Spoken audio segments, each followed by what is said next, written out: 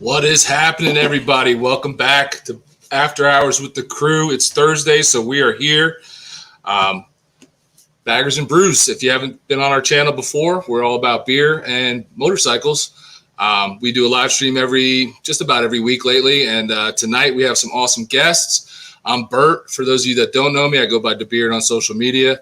I ride a 2016 Road Glide Special, and I've been riding for about 8 years now. And tonight I'm drinking Victory Double Dry Hop Dirt Wolf, which is a special edition of Dirt Wolf, which is one of my favorite beers. So I just saw this the other day was out, so I had to run out and pick it up for tonight. We have awesome guests with us tonight. We got Salty and Sprinkles from the YouTube channel, Salty and Sprinkles. And obviously my other two knuckleheads are here, so I'm just going to go ahead and let everybody introduce themselves. We'll start with Austin, and we'll go around the horn. Let me get you off mute. What's up, everybody? My name is Austin, of course. I ride a 2013 Road King CVO when it's actually not broke. And like you said, the knuckleheads, it's getting fixed, though. It's getting fixed. And tonight, I'm actually drinking something new that just came out from one of our local breweries in collaboration with another brewery that's one of our favorites too, which is Icarus and Brick City Brewing. I don't know if you remember last week I had Sexual Jams. 2 weeks ago I had Sexual Jams, so I had Brick City, and before that I had Icarus. So this time it's 2-in-1, Yacht Jams. So it's Imperial Indian Pale Ale with strawberries and lime. Nice. Really nice. An 8%. Ooh, it's good. Really good. Nice color to it, too. All right, cool. So, what's up? I'm George. Rolling on a 2018 Road Glide currently for the next month or so, I hope.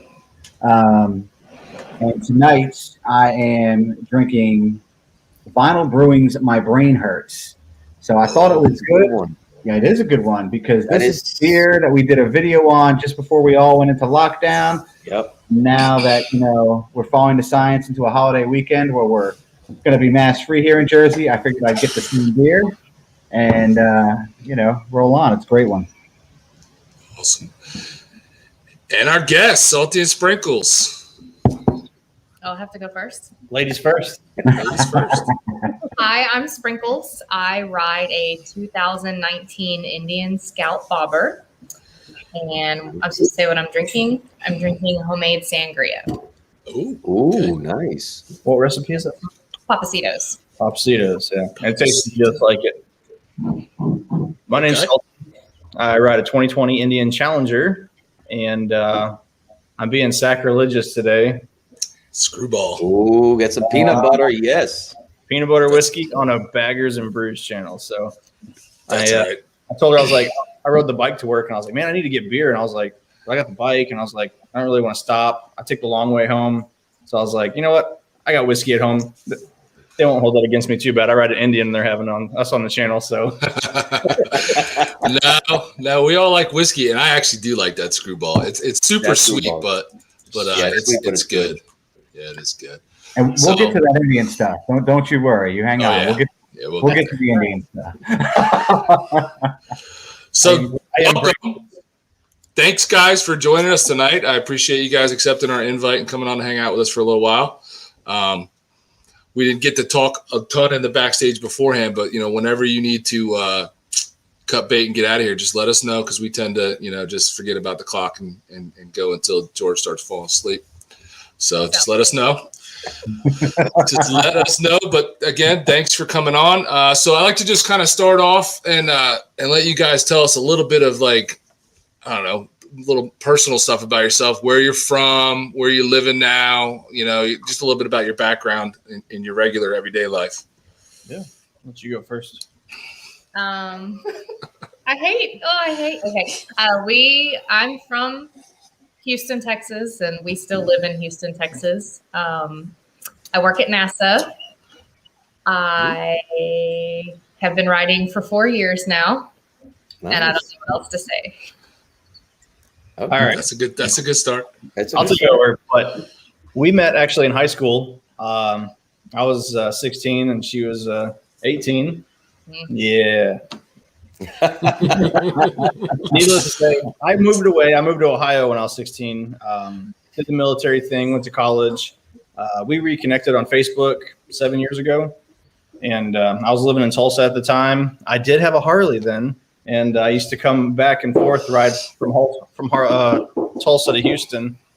And yeah, we just got back together like that. And we've been married for 6 years. 6 years. And got her into riding. She had never ridden a motorcycle until we rekindled, and so got her on the back of the Ultra Classic, and it was awesome. But I guess she did bring horrible weather conditions on our first ride. It's like 40. It's like 40 degrees and raining for like 190 miles. Ooh. That sucks. We also love dogs. That's why we have a couple big ones. Noisy ones. Yeah. What kind of dogs are they? Our social media has been kind of blowing up with that. June 6th, we're doing a PTSD pup run. We're raising money for a first responder PTSD dog. So it's going to a paramedic named Annie, and we're super excited about that. That's awesome. So what kind of dogs do you guys have? Mutts. They're Mutts, just rescue mutts mixed. Okay. That's cool. So what made you want to get off the back and ride your own? His riding? No. His riding. that's with my wife, so there we go. It's perfect. Yep. It's just one of those things that I wanted to learn how to ride.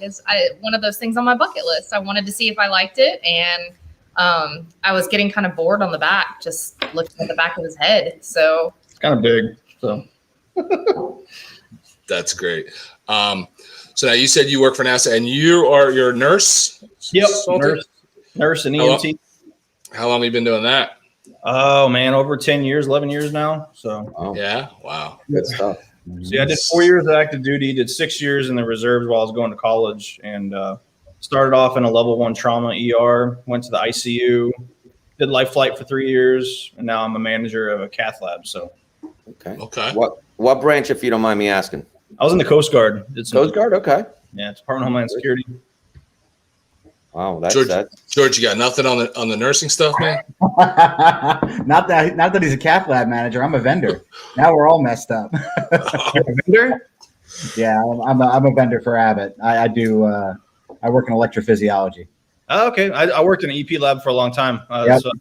I worked for Medtronic for a year and CSI for 2 years. So I was a rep for 3 years before I got. Okay. Yeah, I've been in the industry now since I think 2002. So I've done everything from CRM, like pacemaker ICD sales, and then as that started to twinkle off, I got into the ablation end of it. Yeah, that's cool. Pacemaker $75 now. So yep. It's a problem. Yeah. Just real quick before I forget, thank you to Two Wheels Down for that, man. We appreciate it. Thanks for tuning in as always. Sorry. So I got yelled at for asking this last week, but when you're not riding, what other hobbies do you guys have? Watching our daughters dance. Yeah, we're dance parents. Dance parents, like what kind of dance? Like cheerleading or drill team, competition teams. Are they like really big into it? Oh yeah. Yes. Travel far? No, thank goodness. No. Okay, that's good. The furthest we've gone is Dallas. So that's not bad. One team tries to stay local, the other one's through the high school, so they stay pretty local. I think next year's a travel year though, so might be going a little. I didn't know that until just now. That sounds about right. The internet. That was set up. Wow. Nice. Yeah, the kids in sports it's time consuming, but yeah, it's fun. I have my daughter played basketball through high school. She's a senior now. She's about to graduate, and my son's playing football. So I know all about the sports and going to all the games and all that stuff. Yeah. Go ahead. No, I was just gonna say one of the things that's cool is we pretty much stopped watching most professional sports like 2 years ago, and now she's on the drill team. So like Friday Night Lights, I'm like, I played high school football and played ball after that. It's kind of cool to go back out there and watch it and support her. Definitely. Football, some Texas football. Yeah, for me, I played football too, and it's kind of funny seeing my son now playing and watching him. Brings back memories. Texas, high school Texas football, it's big down there though. It is. Yeah. Everybody goes to those games. I mean, the whole town is in on those games, and they really take care of their players too. Yeah, I went to college in Ohio, and one of my friends that I graduated with from college, nursing school, he got a contract job down here for like 3 months, and he's like, man, I want to check out a Texas high school football game, because he was always talking like Ohio was like up there with Texas. I'm like, no, it's not. Like, there's nothing close to Texas high school football. And we went to like mediocre teams, like they weren't even like the powerhouse. And we went to the stadium, and he was like, holy shit. Yeah. He was like, this is unbelievable. He's like, these football players are so big and fast. I'm like, these guys are average, man. Like, they have like a lot better players out there. And he's like, he was blown away. Yeah, I was real surprised when I got down there, because my mom lives in San Antonio, and I visited her quite a few times years ago. And when I got to go to one of those high school games, and wow, yeah, it's an adrenaline rush. Yeah, there's a reason so many NFL players come out of there, for sure. So you mentioned Sprinkles has been riding 4 years, I think you said. 4 years. How long have you been riding, Salty? Tell us about your riding background. I started riding when I was 16. I moved up to Ohio, and like everyone had sport bikes up there. Like, I didn't know anybody that rode motorcycles in here when I lived here. And like, there was like probably 20 of my friends that had motorcycles. So I was like, hey, that's pretty cool. Like, I didn't even think about motorcycles until I got, around it. But yeah, I started when I was 16. I got a 1986 Honda VFR 700 V4 sport bike. But it was, that's what I always make the joke. I'm like, man, my parents really must have hated me to let me buy that when I was 16, because that thing's even faster today. Wow. Yeah. So what was the progression of the bikes that you graduated through? Sport bikes she's looking at me crazy because I went through a lot of them. After I got burned out on Harleys, I was just like, I'm going to try everything. But I had like 4 sport bikes throughout the years until I was like 28. And most of my time was on a GSXR 750. So I put like 77,000 miles on it. And then I was doing a lot of long distance stuff with my friends who were all on Harleys. And so I was like, I'm gonna get a cruiser. And I was like, I'm going to get a Kawasaki. I really like that Kawasaki. And all my friends were like, we're not going to ride with you. Like, you need to get a Harley. I'm like, so I started looking at Harleys, and I ended up getting one that was all worked up. It had like the cam and the big bore kit, and it was like super shaky and loud. I was like, that's awesome. Got it. And it like blew up within like 25,000 miles. And because it had like tons of work done to it, and it just, by the end of it was leaking from everywhere, power loss. I'm like, I'm going to trade this in. So I was actually joking with Setzer Pendants about him having 25,000 miles on his bike, and I was like, that's the limit, man. That's when you have to do a rebuild. And shit, he like broke down in Arizona at 24,000. Yeah, I saw that. At least crazy. I had 43. I felt bad. Yeah, you should. You jinxed them. I know. That's what he just sent me a message. He said, F you, asshole, with an angry face. And I was like, dang, man, that's rough. And I was like, surely it didn't break down. Like, there's no way it broke down. And yeah, he texted me like 2 hours later. He's like, yeah, I blew my head gasket. My cat was like 12 inches out of place. Holy crap. Wow. That sucks. Yeah, I saw some of his little lives that he was doing, man. That's a bummer. So that was on his way to Vegas? Yeah. Mm-hmm. Bike's still there. Bike's still there. What did he do? He Go flew home? Yeah. To Vegas? Wow. Yeah, he flew to Vegas and then flew home. He's home now. Yeah, that's terrible.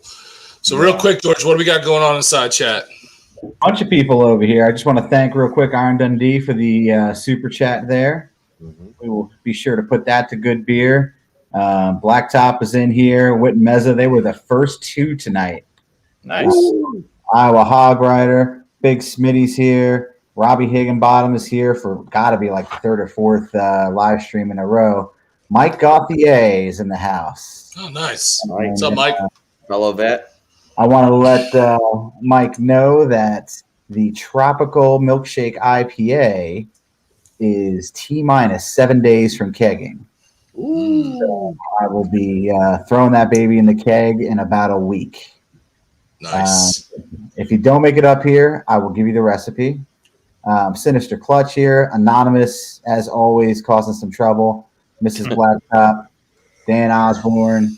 Hell's on Two Wheels, who hopefully will be hooking up soon with in Jersey when they decide to get up here this summer. And Mandy the Machine, as always. She'll be participating in the world record poker run. That's right. She's one of the riders for that. 99 RU grad just popped in, and he will be in Jersey as well for the holiday weekend. Nice. Hashtag Detroit. Oh, that's right. I saw that too. And Two Wheels Down, Swami as always, and Blacktop said it is a full house tonight. It really is. So thank you for showing up to join us, and great show, great guest tonight. I do have a quick question though. He talked about a lot of bikes, but for a young dude, he left one bike off the list. You sure did. What compelled you to buy a Goldwing? I thought that was going to get out, huh? I actually had a friend that was like hardcore Harley, was in the motorcycle club, veteran motorcycle club, and he showed up on Facebook on a Goldwing, and I messaged him. I'm like, dude, what did you lose a bet? And he's like, all these old dudes couldn't be wrong. He's like, it's like the best. He's like, don't test ride one unless you want to buy one. And I was, I had no restrictions at the time. I didn't have to ride an American bike because the club level I was done with. And I was like, I'm looking for a different experience. So I found this one that was like right outside my life flight base, and I was like, this thing's pretty freaking crazy. And I took it for a ride, and like it was fast, comfortable, and we had it for a pretty good long time. But put some miles on it, got to experience it, and I was like, I need a V-twin again. So, oh man. So the Kawasaki, what kind of Kawasaki did you have? I actually went back to like the original bike that I wanted, a Kawasaki Vaquero when I first wanted to get into cruisers, and so I got a Kawasaki Vaquero, got it tuned, and that thing was awesome. Ran pretty good. It's a beast. Yeah. So George, was that not what we saw at the bike night a couple of weeks ago?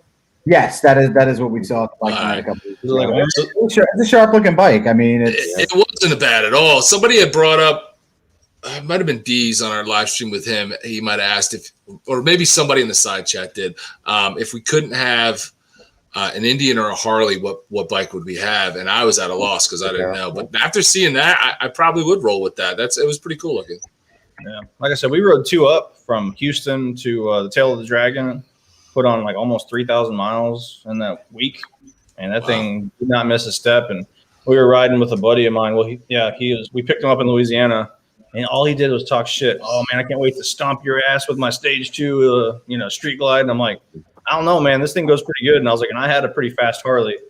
Oh man, he couldn't keep up with me. Like we were just leaving him in the dust. Like I had it tuned from a guy from North Carolina. His name's Ivan, and he like specialized in that bike, and whatever he does to it makes it badass.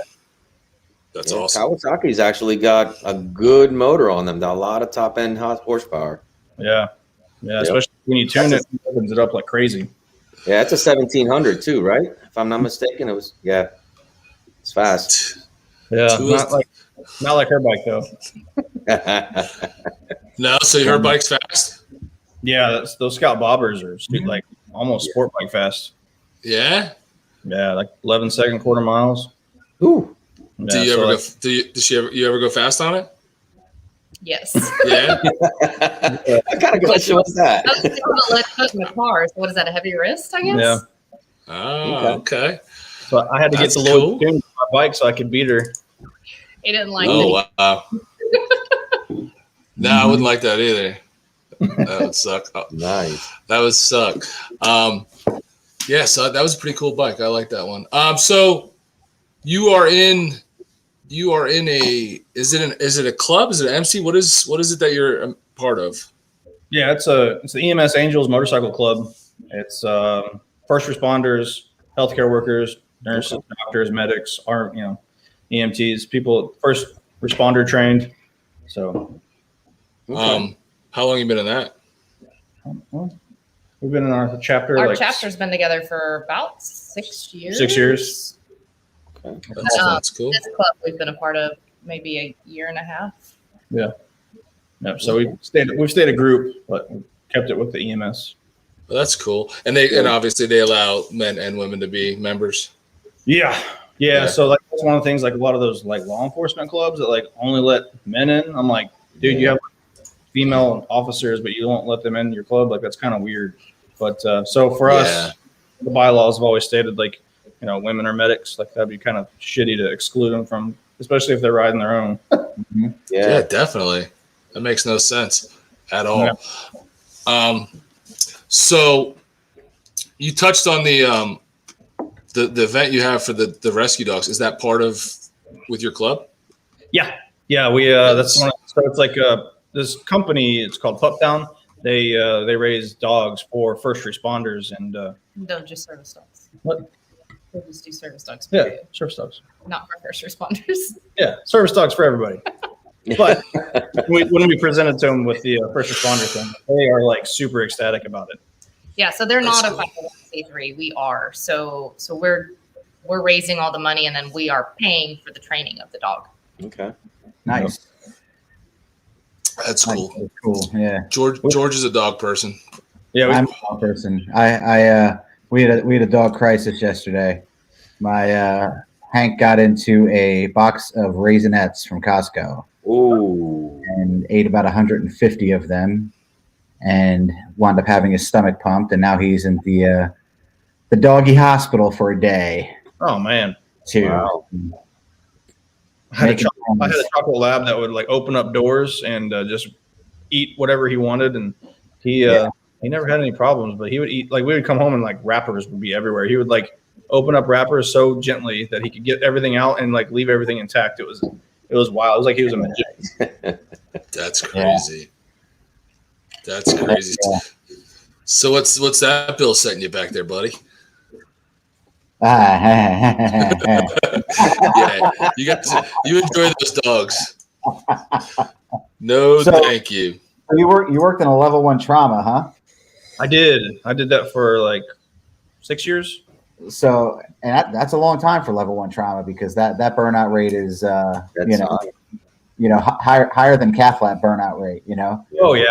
And how did that affect your riding? What kind of stuff? Did you see stuff that was like, Oh yeah, no. So I worked at two different. I worked in Toledo, Ohio for University of Toledo was level 1, and I worked for St. Francis in Tulsa, and it was like a major hospital on the northeast side of Oklahoma, and they would get transfers from all over, like Arkansas, Missouri, Kansas. So like we got all of the bad level 1s. Like I said, I'd ride my motorcycle to work, take care of people that lost legs, lost limbs, like died and motorcycle wrecks. Then I'd go and get on my bike and ride home. Like, so it's I always interrogated the the police or the EMS, like, hey, what were they doing? What were they doing wrong? Oh, they were doing this, and this. I'm like, make sure I don't do that. Yeah, I was going to say you learn unfortunately from their mistakes. Yeah. Most of it had a lot of alcohol involved. Like people were like completely inebriated. Yeah. I try to limit the beer to like 1 or 2 a stop. Yeah.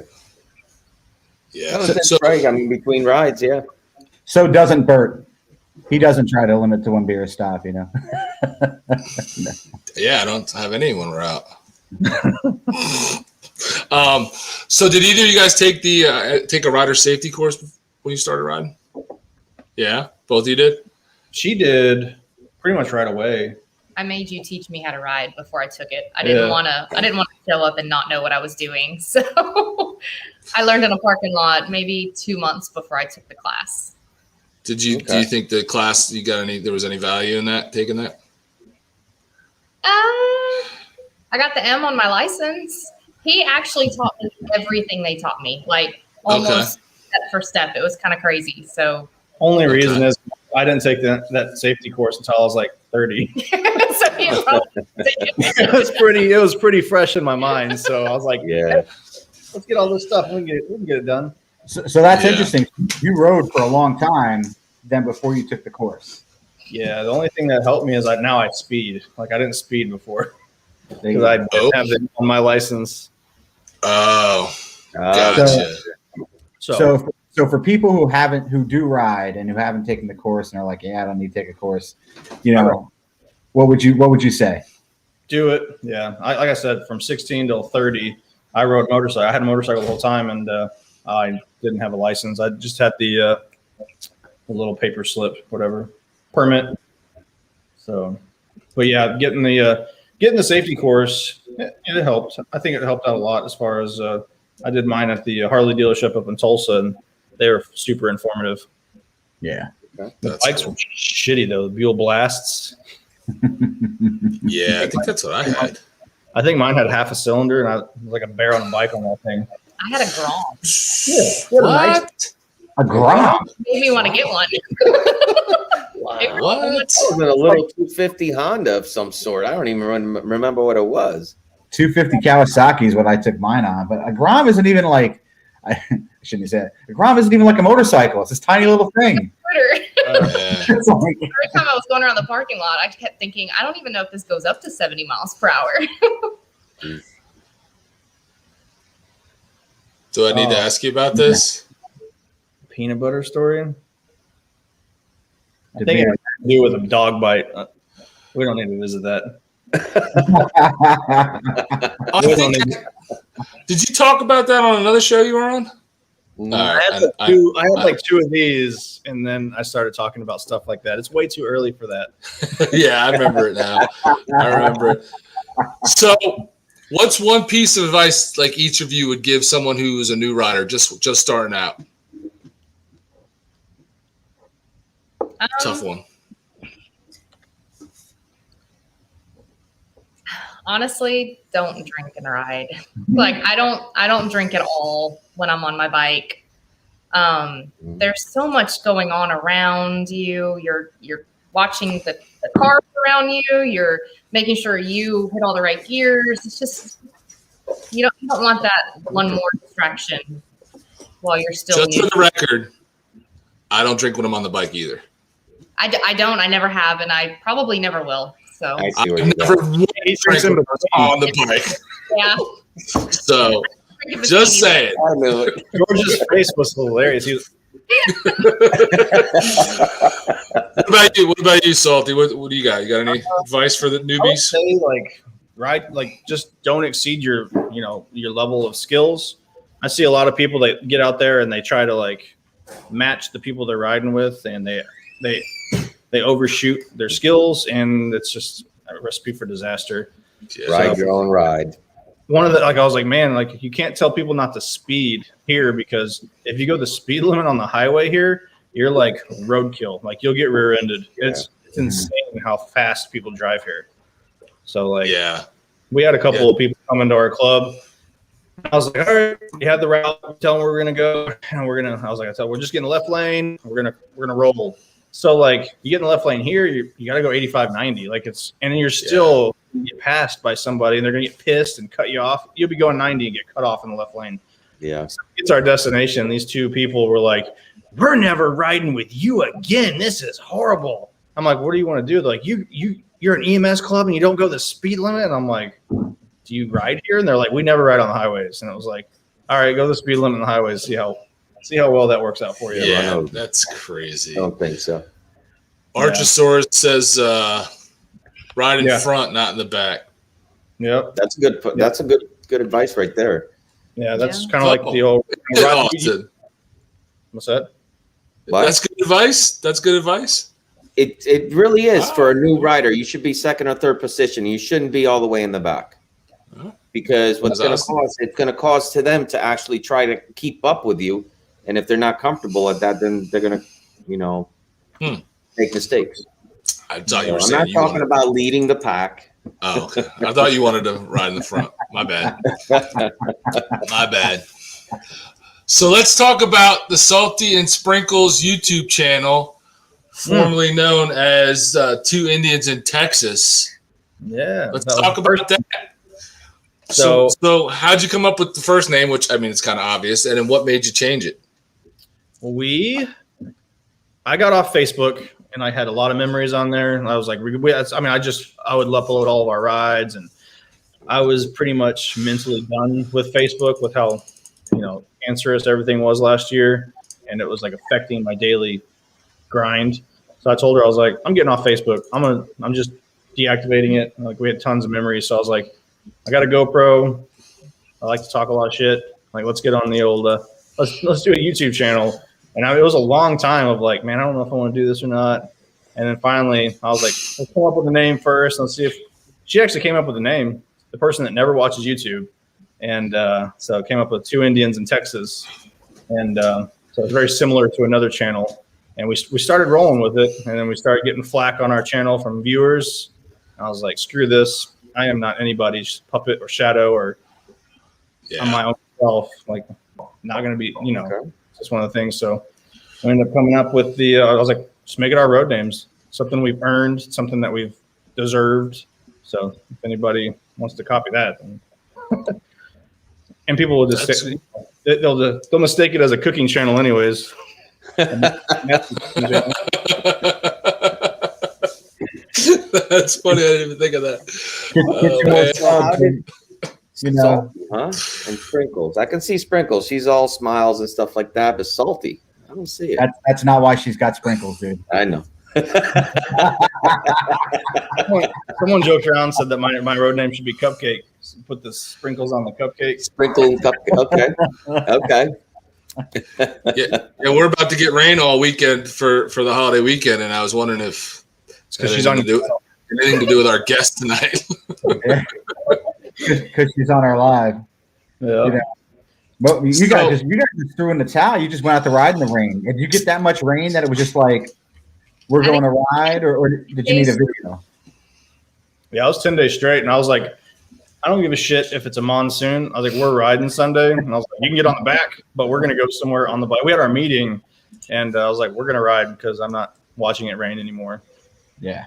So we literally left in a monsoon. I'm like, I don't care. It's happening. Man.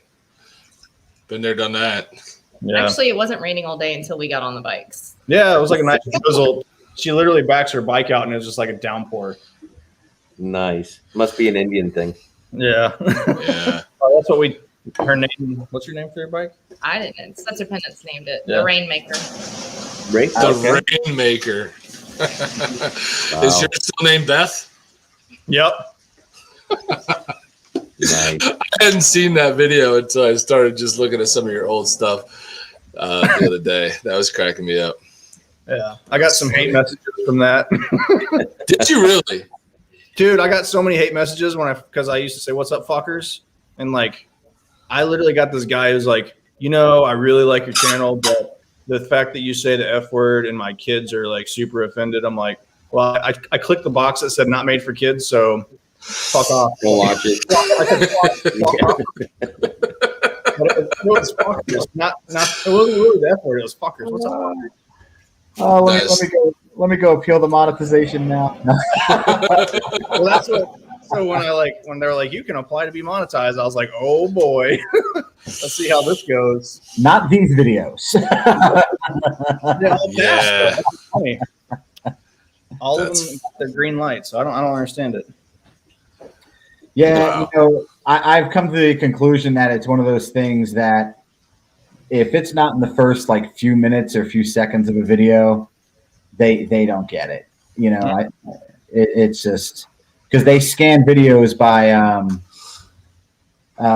subtitles. That's how they scan the videos to find out what the bad it is. So It's illegal to drink and ride here too. Yeah. I wasn't sure if he thought that was okay here or if he's making a joke. Fucking freedom.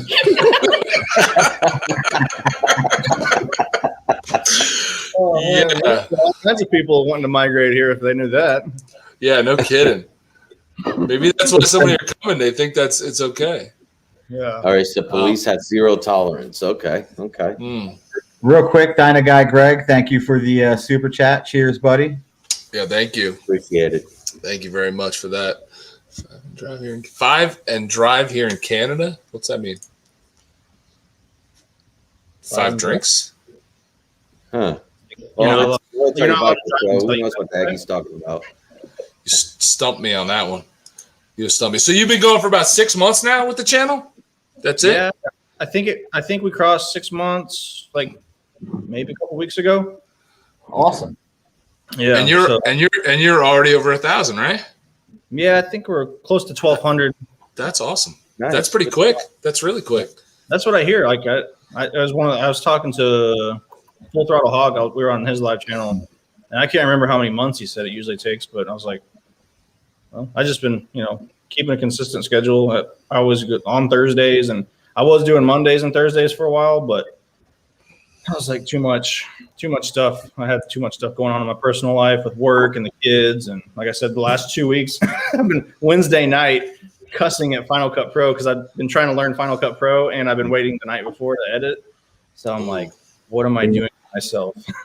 And then she gets affected by it because she's in another room and all she hears is F-bombs. Yes. I think Big Smitty said if anybody can teach them how to say F-bombs, it's going to be Salty.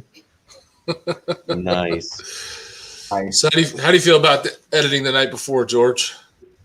Can't do it. No. If I'm the night before is tough, and if it's a simple video, I guess, but the rendering, especially Final Cut Pro, because it does background render, which you should do because you can lose stuff if you don't. It's the rendering can get bogged down, especially if you do anything in 4K. It takes forever to render. I don't know what it means. What was that? I don't know what rendering means at all. So rendering. Neither do I. Just shake my head up and down when he says it. I say it to Bert all the time. He probably has no idea. I'm like, rendering, yeah. when you do something to a clip, rendering is when it's applying that to the clip. Oh, okay. So yeah, so it takes. There's like up in your left hand corner. There's a little dial. Yeah. Yeah. I've been noticing the little dial firing off every other click. Yep. So it's good to let That's that dial rendering. catch up with you. That's rendering. I've been rendering the hell out of stuff. Oh. Here's a Somebody question for you. Wow, where'd it go? Where'd it go? Why 4K YouTube will grade it down to 1080, right? No. YouTube is now supporting 4K back in the algorithm. And even if you shoot a little bit of 4K, like maybe 1 or 2 shots in 4K, and you then shoot the rest of your video in 1080, you can upload it in 4K. And historically, before the current situation of the world, the algorithm favored the 4K videos more because it was a higher quality product that they were pushing to people. So that was the story. Now, I will tell you, we did just upgrade to a Canon, and the 1080 on that Canon is better than the 4K on the GoPro. Nice. So just because you see a resolution, there's a lot of other things that go into that resolution. So she has a Canon, but we don't use it for any of the. I just use my iPhone when we're doing any kind of videos off the bike. iPhone works. Yeah, It does work. As long as you're getting good audio, man. Audio is important. iPhone works. the wind noise on the iPhone's bad when if it's windy out. Yeah. Yeah. Yeah. George, was this the Apparently question they you think looking so for? too. Was Real this the quick, question? That is the question. What does it say on my shirt? So Bert designed some unofficial Vam 21 shirts, and this one says, if I can get it up here, Vam Bam, thank you, ma'am. Nice. As Bert will be, can't get the back there, with the Baggers and Brews logo. But so Bert will be most definitely attending Vam with the Piney Princess. I am waiting to hear back from my boss to see if I can get the day off. And if you would like an unofficial Vam Bam Thank You Ma'am shirt, you can find them, shameless plug, at www.baggersandbrews.com. Ba-bum-bum. There you go. Yeah, I'm actually trying to go too. For me, it's going to be if I can get the bike that I want to rent to get moved from the Connecticut down to Northern Jersey, which happens to be a Challenger. Whoa. So, and it's actually the same color too than yours. So that's what I want to try it out. I want to actually take it on a long ride. We've been wanting to ride it anyway, so I'm hoping that works out. If it works out, I'll be making it down to Vam. Also, hoping, crossing fingers. I always compare the Challenger like a Goldwing and a V-twin had a baby, and that's what shot out of it. Good suspension, Nice. twin, and it's smooth, just like a Goldwing.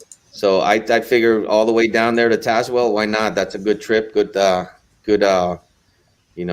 trying it out, see how it feels. So I hope it works out. Yeah, it's a good 1,000 miles round trip. Yep. So, what do you hope to achieve with your channel? What is do you have goals? Do you have plans? Do you have dreams and aspirations? She's gonna make t-shirts. You make t-shirts. That's nice. I'll buy a t-shirt. As far as goals, man, I don't know. Like I said, for me, it was just memory collection, posting on there, and it was one of the first videos I posted, and I was like, man, people are actually like liking and following and subscribing. But my goal is to be as real as we are in real life and be ourselves. Like, don't fake it till you make it, because that's not going to work. People see right through it. But we've actually met up with some moto vloggers and some people that watch the videos that aren't moto vloggers. And I think it was Big Smitty. We're at this rally, and he goes, man, you guys, I'm here and I'm watching you guys. I'm like, this is like your video. Like, your videos are what you, and I'm like, well, that's because it's memory collection. And I'm not, our goal is to go ride and see stuff and eat. It's one of the things is try new restaurants, try new places. And we're doing the the motorcycle grand tour of Texas. So it's got like 50 places all through Texas. And we've actually done all of them except the ones in Houston. Okay. Yeah. All of them, but we've done like everyone's that we've done has been everywhere outside of Houston. Did you see any really big cannons? Little bitty ones. Yeah. Catfish. I got catfish. That was cracking me up. I watched that the other day. It was cracking me up. So I was like, Big man, cannon. You're like, you serious? I That's funny. made the joke that it must have been a female metalsmith that she'd been told that 9 inches was that her whole life. It was not to spec. That's messed up. I see Ty from Tennessee said he'll be at VAM. Hey, if you're in the side chat and you're going to VAM, let us know. Type it in there. What is VAM? I think VAM is Virginia Moto Meetup. So something like that's kind of a good segue. You guys got something going on in Texas. You want to talk about that? Yeah, it's in June 19th, right? Yes. We're going to the west side of Austin where it's like pretty. And we're getting a hotel room. We're going to ride out there. Like, Houston crew is going to ride out there, San Antonio crew. And all of us are going to meet up there and hang out for the night, maybe go for a ride and settle in and meet everybody. And everyone's going to have these cool cameras. I'm going to be out there like this. You'll be surprised. You won't be the only one, I'm sure. I'm sure there'll be plenty. I hang out with some people that are super techie, and I'm like, I don't know what any of that is. Listen, we know some people that have some pretty big channels, and that they use when they're off the bike. It's their phone a lot. Yep. So, I mean, Cycle Fanatics, case in point. Yeah, I that's don't what I was think he thinking. comes with anything but his phone. Really? On the bike, obviously it's a GoPro and a 360 he uses, but But otherwise, it's just the phone. I don't know if this is it's a coincidence or whatever, but like, how many videos? 3 videos ago, I started using Final Cut Pro, and Setzer Pendants, he's a guy that's like into quality editing and doing like really cool stuff. And he messaged me. He's like, dude, you get a new camera? I'm like, no. He's like, your video looks a lot more crisp and clean. And like, I'm like, no. He's like, the off the bike video is like a lot better. And I'm like, I didn't change anything except Final Cut Pro, so I don't know if it makes a difference. It does. It does make a difference. Yeah. The codec, Final Cut Pro is putting out, like a geeky, H.264 codec, which really goes with that iPhone, and it's just a much better product in the end. Oh, okay. So I thought you said Klondike bar, and I got super hungry. what would you do for a Klondike bar? Lots of George stuff. would do. So real quick, Outback Outlaw, man, thank you. I'm glad we could entertain you at work. Thank you for that super chat. Oh, okay. Yes. Yeah. Okay. And Stevie Foe here has a question. How do you feel the Indians compare to Harleys with a Legend suspension? So I had aftermarket suspension on I didn't have Legends, but I had the, I want to say it was Olin's on my Ultra Classic. And you can actually weigh in. I had an 09 that had the 96 and it had a cam in it. And I probably would still be riding it because I love that bike. And I wrecked it. And it was a fault in the ABS sensor and it had air in the line. Literally went to go grab brakes and this car had pulled out in front of me and it was like mush. So Oh, wow. yeah. So I slammed into the side of a Lexus and cracked the frame, smashed it all up, and endoed the bike. That's how fast I was going. But Jeez. you were comfortable in the back there, right? Yeah, I would say the Indian stock feels like the Harley with the upgraded suspension. Yeah. Wow. Like All right. That's cool. This is the first bike we've had that just even the seat I can ride on the back just fine. With the stock seat. Yeah. And I have a sensitive backside. I always change the seat, and I've gotten like almost 12,000 miles on this bike on the stock seat. Wow. Yeah, That's up a lot. I had the Harley. I had the Harley. Sensitive backside. That's right. What is the Backside. sensitive backside? Like Yes. after an hour, I'm like, get me off this bike on the stock seat. Did you have a bad experience? He gets salty. Like, I was in the Coast Guard, so you can make. I wasn't There gonna it is. go there, bro. There it is. So Robbie Higginbotham asks, where is Vam located? Because he's in Virginia. Vam is in Tazewell. I'm not sure how they pronounce it.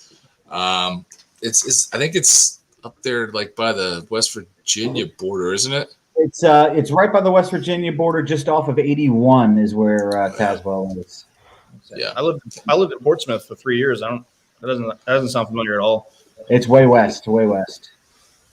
Well, the only reason we knew where it was when they started talking about this is because we actually stayed in that town on our way down to Texas for the Bring It Home ride in 2019. Okay. It's right next to the start of the back of the Dragon. So we did that road. It's a pretty cool road. How many curves was it? How many twisties, George? 30. It was 32 miles. I don't even know. Yeah, it was a ridiculous amount. It was a cool road. It's pretty technical. It was pretty intense, but it was fun. Yeah. So that's why we knew where it was when they started talking about it. So that's where it is, Robbie. If you know where that is, it sounds like there's gonna be a lot of people there. 45 minutes away. Well, there you go. That's it. Yeah. So go ahead. No, I was gonna say we went to the Tail of the Dragon and we rode all those roads up there, and it was unbelievable. Like it was. I want to go back there for sure. Like our next place we're gonna go is Arkansas, though. So. Ooh, yes. So Arkansas has amazing roads. We did a little bit of it again while we were coming back from Texas for the Bring It Home ride, and we did. Right? Yeah, we did a portion of the pig trail, and we did it in the rain, and it was still, even in the rain, it was like an amazing ride. So yeah, you'll have a great time with that. Yeah, for sure. I used to go up to Eureka Springs when I lived in Tulsa. Well, there you go. We used to go and get like a tree house or a cabin and stay the weekend and ride all those mountain roads up there. And so awesome. What was it, last weekend? I left on Friday at 5 a.m. I was going to ride my motorcycle, but it was literally pouring the entire time. And I didn't feel like riding 600 miles to Eureka Springs. Like my mom got married. So like it was at 5 o'clock and turned around at 3 a.m. to make it back here by noon so I could go to the dance recital because the girls had like a real important dance. And I didn't want to miss that. So it was like 1,400 miles because I ended up going through Dallas. Wow. A long way because it was a quicker route, just more miles. But I was in the truck driving all the. I'm like, man, I'm so pissed right now because I wanted to do a 1K, like go up there, walk the mom down the aisle, turn around, and come home. But the weather didn't really work out, and she was nervous about me going up there by myself. That sounds cool though. I'm not listening to adults anymore. Big Smitty says the Arkansas pig trails are great. So I assume that the channel was your idea though, Salty? Yeah. So, like I said, it's been 6 months and we just now got her talking on the channel. So what Sprinkles, what were your thoughts when he told you he wanted to start a YouTube channel? I wasn't surprised. He likes to talk. So Yeah. How do you feel about all the time that it eats up? Like for editing and stuff. well, I was finishing up my college degree up until a couple weeks ago, so it worked out perfect. Because you were busy. Busy while I was studying. But he's kind of gotten it down to it doesn't take that long anymore. Well, it didn't until Sets or Pendants. He's relearning Final Cut Pro. I mean, he's learning a new editing tool, so I'm sure once he gets that. I did it in 2 hours last night. Yeah, it was 2 hours. Wow. Like I said, we got the 360, we got the GoPro, then I have my Senna, and then you put music on top of it. So I looked at it and I was like, man, this is insane. How like the layers and but yeah, so that was the video I did last night. I think the hardest thing is just syncing them all up, making sure you're not like doing this, and then all of a sudden the next screen you're doing this. There's people out there that'll try to catch you. They're like, "Oh, yours isn't synced. I saw it." I'm like, that's crazy.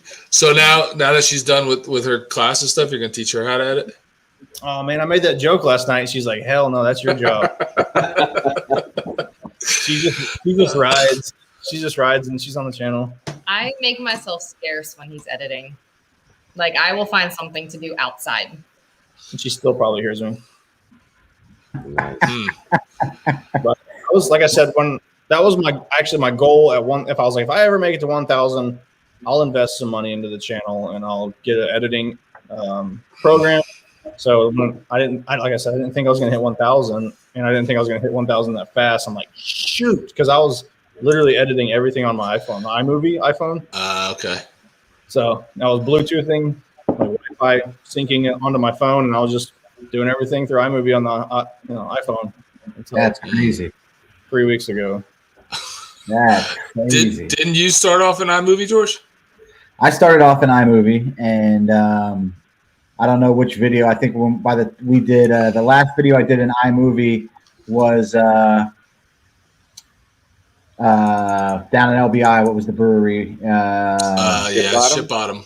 Ship Bottom, and it throttled my laptop into oblivion. I mean, it was about to take off. The fan was so loud, and then I was like, "Yeah, we're done with this." Wow. So it was, you start doing stuff, man. iMovie couldn't handle it. Old laptop couldn't handle it, and we didn't know what we were doing with filming back then. I mean, everything was like, we filmed so much. It was like a whole day's worth of stuff. Yeah.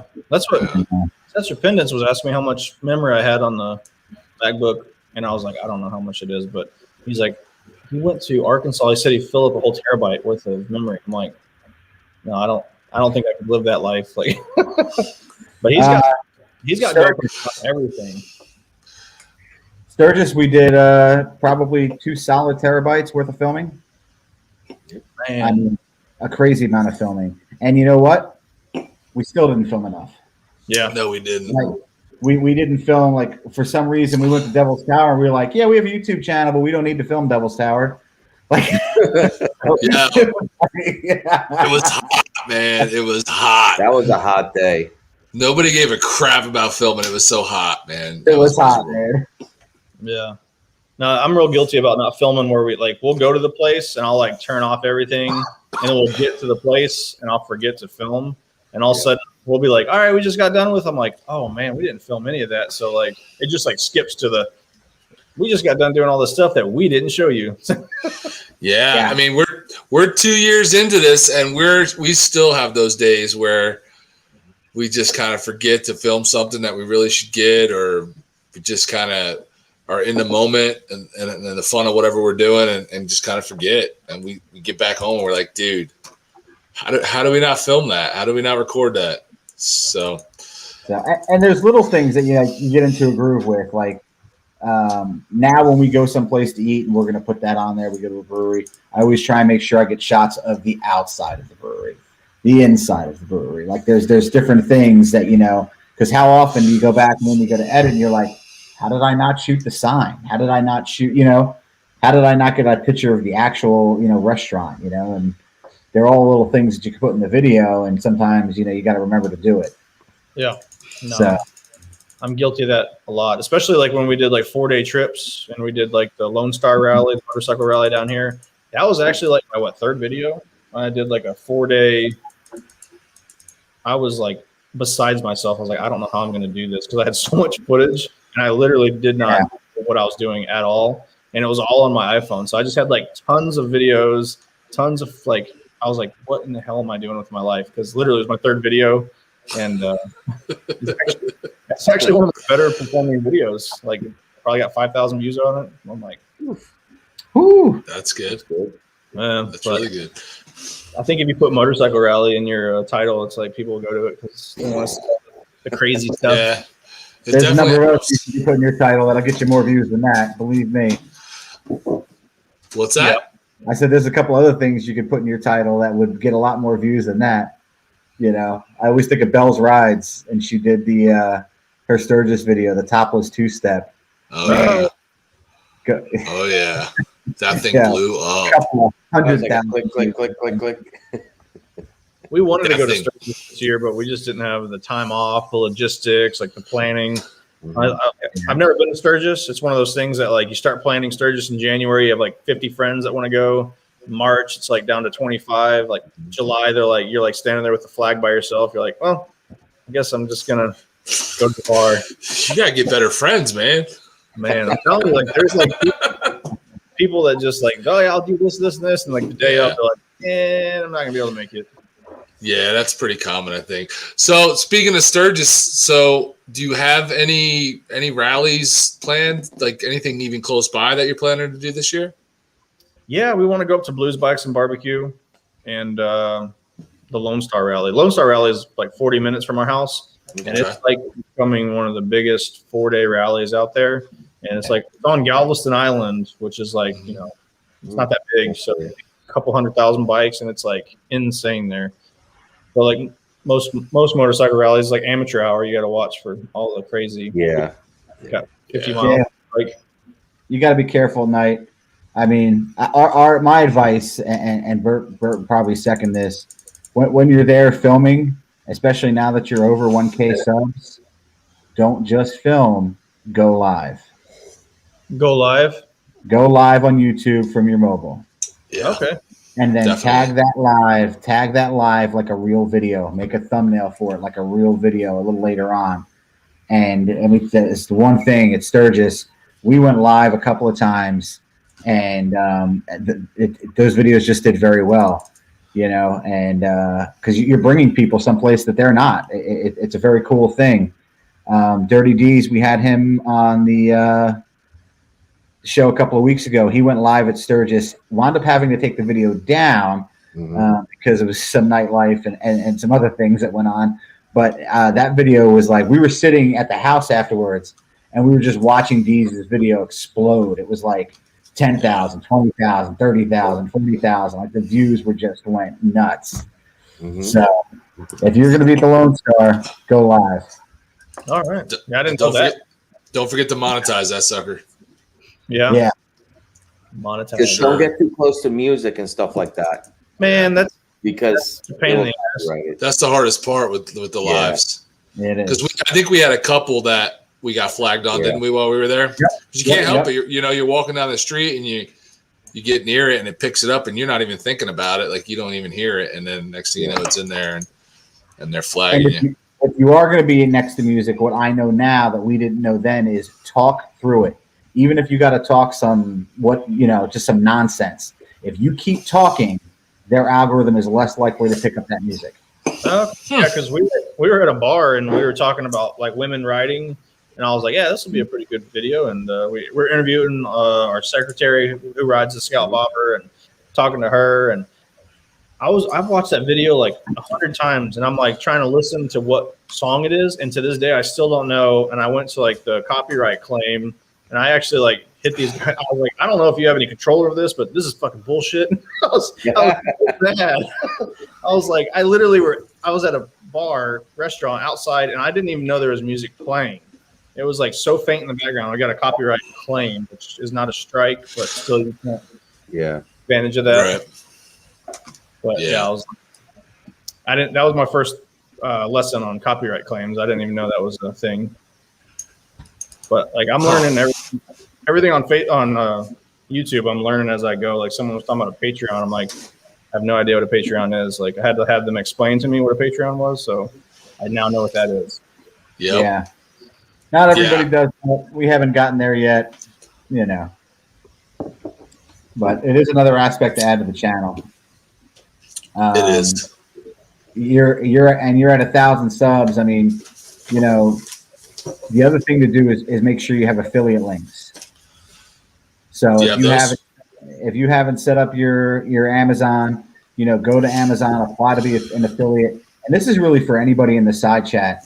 You don't need a channel size, to have an Amazon affiliate. You could have 300 subs and have an Amazon affiliate. And it's not, you don't make a ton of money, but just the way Amazon works, for those people who don't know it, if you go to one of our videos and you click a link and you go to Amazon, even if you don't buy like the shoes that Bert reviewed, if you go buy other shoes instead, you will still get the commission, which is roughly around 4% on whatever that person buys for the next 24 hours. So if I ever want to buy anything on Amazon, I'll go to my video, click on it, and then correct. Give myself. Or you can come to one of our videos. Wait. That's exactly what you do. And like George said, it's not a ton of money, but it's still something for like doing nothing really, Yeah. So I mean, it adds up over time. So it's definitely something to set up. And people think you're going to monetize and you're going to make a ton of money and all this stuff, and it's simply not true. I mean, we are at 3,600 subs today. Cheers, guys! And the channel supports itself. We pay for the channel subscriptions. We pay for our music subscription. We use a couple other subscriptions to run the channel. It's not buying equipment for us yet, but it's paying for itself. All right. So and that was always our initial goal, to get to the point where we weren't coming out of pocket for anything, and to get free beer, which happened once or twice, but hopefully that'll happen more. But yeah, so it's not like tax season when we claim it all. Right. So I mean, we hit that goal. So now it's just the next step. The next thing now we're thinking like it's paying for itself now with the subscriptions and all those things. So what's the next step? Well, the next step would be like, to either pay for some new equipment, or, I mean, my big picture goal would be like to be able to go to something like Sturgis and for us three to not have to pay out of pocket for, the hotel and stuff like that, for that channel to have made enough money to do that. Now we're a long ways off from that, but I mean, it's a goal. So, it's just little goals like that. But I mean, every little thing helps, like, selling the t-shirts, and the stuff on Teespring, getting your affiliate links, just because, I mean, people are going to buy something anyway. So why not click on your link, Yeah. So. I didn't know that's how that worked. I thought that was something that you had that they wanted to click on. And I'm like, I don't have that much stuff. So. Yeah, no.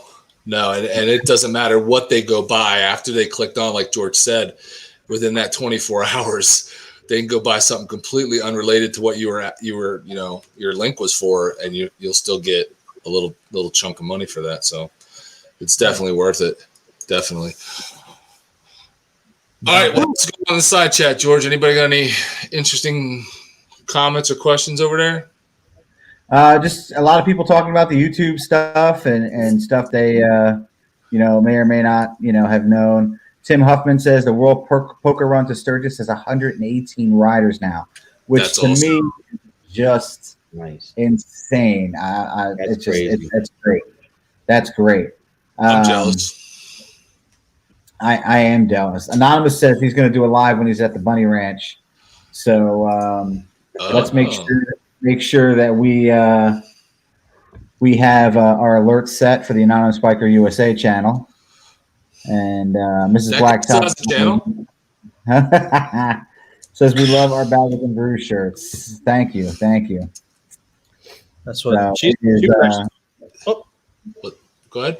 I was going to say, she was actually talking about designing some t-shirts, and she's like, I want to make our own shirts and see if we mostly just because I want to wear them. Yeah. Go for it.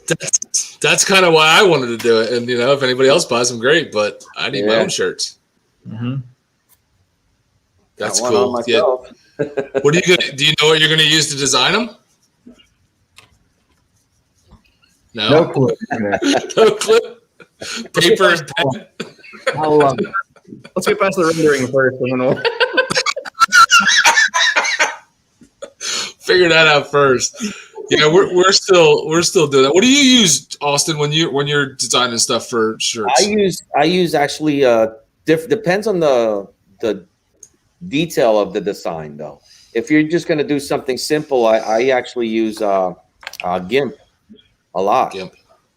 GIMP actually works very well. You can do different layers. You can actually have, it has a lot of options. That's If you not really a porn want to site. go, what's that? I'm telling them that's not a porn site. No, GIMP. it's not. It's literally GIMP. But if I wanted to go do something big into detail, like I did with this one, I use Inkscape and make a more detailed file. So it takes it's a learning curve, but it can be done. Anonymous said, "Is that the military biker, the GIMP?" Yeah. Yeah. Never misses a chance to take a jab at the military biker. Never. So Sonny says that they're now up to 126 as of right now. That's awesome. That's awesome. I mean, I've said it before on the live. When Sonny was like, "This is what we're gonna do," we were like, "You're out of your mind." And for it to go from that conversation that first night that the Support Bikers crew was like online, on that live, to the fact that they've got not only 126 people registered, but they're sending, is it 6 veterans? I think it's up to 6. Let us know if it went up even more. So somebody can let me know what the exact number there is. But veterans on the ride, all expenses paid for that trip. So it's pretty cool. The Baggers and Brews team actually contributed to that. We sponsored a couple as far as donations to be able to get some in there. So word. Yep. Word. Tim Huffman says 7. So 7 veterans. So it's up to 7. Awesome. Good stuff. That's a lot of money if you think about it, like hotels and gas and food and. What did they say it was? About 1,800? It was 1,800 a rider. Yeah. So it's a good chunk. That's pretty. So he's saying that there's 4 days left to register up to 8 vets. So how many days left to register for the ride? I think 4 days, right? I mean, it's like. Is it 4? If that, I mean, I think it was in June. I can't remember now. Yeah. Sonny's on here. He could tell us. So 4 days left to register. Okay. So, want to talk about your bike and your Challenger? You want to talk about that? Let's talk. What would you like to know, George? So tell us about your Harley problems. Let's hear about those first. Harley problems. So I bought all my bikes except one used, and the one that I really, really liked, like I said, had a brake malfunction, and the recall came out a year later. Needless to say, I was pretty pissed about that, but I still went out and bought 2 Harleys. I had them at the same. I had a street bob, and a stock ultra classic. And it was the first time I had a stock ultra classic, and I didn't realize how bad they came out of the factory. Like, I was like, this thing sucks, like really bad. Like no power, like wasn't comfortable because all my bikes had aftermarket suspension. They were cammed at least. And I was like, man, I did not want to put any more money into my bikes for any aftermarket accessories. I was just kind of like burnt out at the time. I was pissed off about my 09, and I had a street bob that was pretty badass, but it was, like I said, it was a street bob. It wasn't comfortable. It was all 8 hangers, and so I was just kind of like burned out, and I didn't have the necessity to ride, a Harley at the time. And I actually wanted a Victory. I wanted a Victory real bad, and I was going to go look at them. And the day I went to go look at them, they pulled the plug on them. Yeah. And at the time, I didn't really like the Indians because the Indians had like the big front fender. Yeah, they were ugly. The frills, and like you just look like you'd want to wear assless chaps with no jeans on it. There's got a story about that. That is not my style at all. Yeah, all chaps are assless, Salty. All chaps are assless. Yeah, they really are. On them, truly. But I'm not big on those like leather frills and all that stuff. But I bounced around for different cruisers because I wanted to see what all that was like. And I ended up, we were at the Lone Star Rally, and they had the Indian Challenger on display, and they had the music cranked up. And I was like, dude, that has like a badass sound system. They're like, that's stock. And I was like, no way. And like, that is awesome. And then I actually liked the way it looked like in person. I was like, I actually really, really enjoy that. And I had a Kawasaki Vaquero at the time, so I had the single headlight, fixed fairing. And I was like, this is actually a good crossover bike to get back into an American-made bike. Me being a veteran, I was like, I needed to get, I liked buying American. And I saw it was like a pre-release, so they weren't even out yet. And I don't usually buy first-year models anythings. So I was like, I'm going to wait till 2021. And then I saw the 2021 colors, and I was like, dude, I really like my tan. Like in person, it's a lot better looking than online.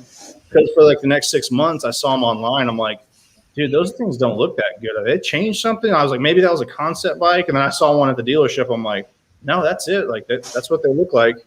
And like I said, it grew on me, and I really like the color because I absolutely, after having that Harley that was all chromed out, I was like, I'm not cleaning this shit anymore. Get it all black. I hear that. Paint.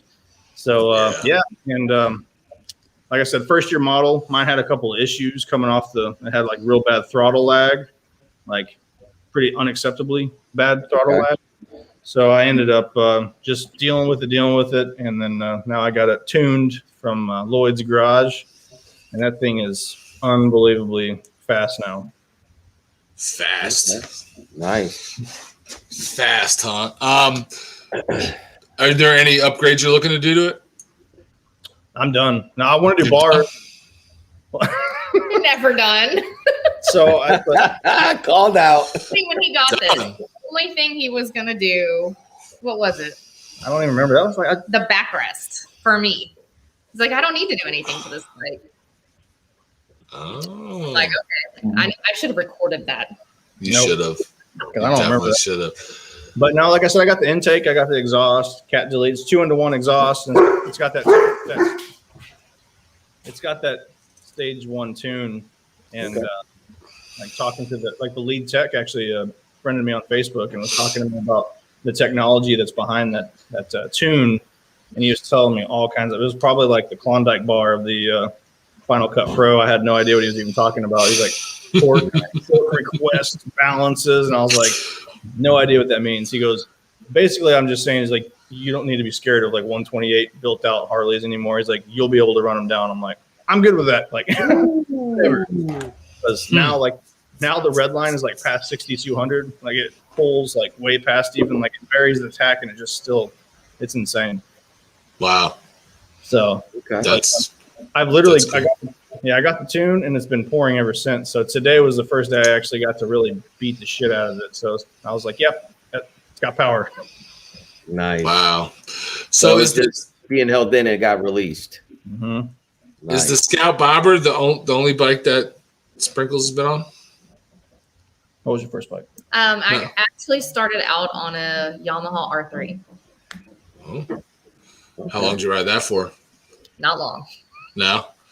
You ready for an upgrade real quick? Maybe a year.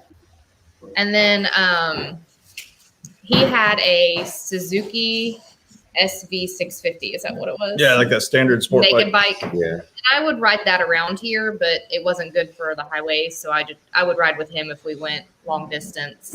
And I was kind of without a bike for a little while. I just didn't know what I wanted. Yeah, you want to tell the story about how you found? She actually has caused our chapter to spend like over $100,000 now. That's her. It's all her fault. I started the Indian trend. Nice. Oh, really? Yeah, we just got back from North Carolina from our long trip. I need to get maintenance done. So we took his bike in for the 10,000 mile service or oil change or something, and we had been looking at bikes. It was 50,000. That's what it was. Okay. We had been looking at bikes for probably close to a year. I had probably sat on almost everything, and I just saw this cute little bike sitting over there. And I was like, oh, that's my size. I'm going to go sit on it and try it. And I didn't even look at what it was. And I sat down on it, and I was like, oh, like, I looked at him. I said, I want this bike. And he goes, of course you do. It's an Indian. And I'm like, really? I'm like, the Indians I know have like all the shiny stuff and the fringe. And yeah, I had actually never seen an Indian like that. It's a good looking bike. Yeah, it's a good looking bike. Have you done anything to it? Yes. What have you done? We got a really good deal on it. It had a couple miles on it. 1,000? Yeah, and the person who had bought it came from a sport bike bought this, decided he didn't want it, and went back to a sport bike. But in the meantime, he had done the stage 1, the exhaust, the bars, the grips, the luggage rack, and something else. The couple $100, but the tail light relocator thing. Okay. So, which we just took off and changed. So really the only thing I did at first was get a different seat on it because the stock seat is garbage. Horrible. Oh. Yeah, the stock seat on that Scout was. I mean, you can maybe go 40 miles before you're like, we got to pull over. I got to get off this bike. The old Coast Guard ass hatchet. And I do not have a sensitive behind. So. Oh my goodness. It's sensitive butts over in that house. Oh yeah. No, not here. It was, she actually said not here. Oh, no. There's so many jokes to be had. Oh boy. I did ride it to San Antonio and back in a weekend on that stock seat. And that's when we ordered the Corbin. Oh, Yeah. wow. Oh my God. How far is San Antonio from you? 200 miles? Yeah, I think we ended up putting like 600 miles on the bike in a couple days. So, Wow. she likes to ride, so it makes it better for me. So it sounds like you just cost somebody else some money too. Uh-oh. I always joke around with my sales manager. He's a good friend of mine, but so our dealership is like 60 miles north. So it's like you're walking through the devil's nutsack to try to get to this place because it's Houston, and like you literally you die like 5 times on the way there. There's not an easy route how to get there. It's just through Houston. And it's like that dealership is super busy. And I always joke, like people will message me like, "Hey, I want to try this Indian. I want, where do I go?" And I always send them that way through the channel. People like reach out, and I'm like, "Dude, I need to get some like royalties because I've like sent so many people to your dealership and bought bikes." He's like, "Yeah, I'm the number 1 dealership in the region." I'm like, "I know that there's been at least 20 from me." Like, like no shit. 3 just from our chapter. So Wow. Yeah. How many Indian dealerships are like, within a couple hours of you? We have 3? 3 within 3 within Wow. an hour. Okay. Like We 2, don't- one of them's 10 minutes down the road. Like we literally passed it drive by it to get to the other one. And Oh wow. yeah, one of the parts managers, he's really cool, but like they have a couple of sales dudes that are just, I mean, I straight up called the guy a douchebag to his face. I'm like, I will never buy a bike here because this guy right here is a douchebag. Like super sales tactics. I just didn't like him at all. Like we went in there to get something for her bike. We had the bike for like a month. And he's like, "What are you riding?" And I was like, "She has a 2019 Scout Bobber, and I have a 2020 Challenger." He's like, "Oh, the 2021s are out now. You should look at upgrading." And I'm like, "No, man, I'm just here to get a part. Like I already ordered it. I'm just waiting." Yeah. So I was like, "I'm just waiting for the parts guy to get here." He was like, "So like, did you know that on the 2021s?" And I was like, "They're the same bike. Like, don't even try to like. I know more about these Indians than you do. I'm like, you're not even try to sell me on any of that." And he wouldn't leave my side. So finally, I was like, "If you don't get out of here," I was like, "I am literally never coming back here for anything."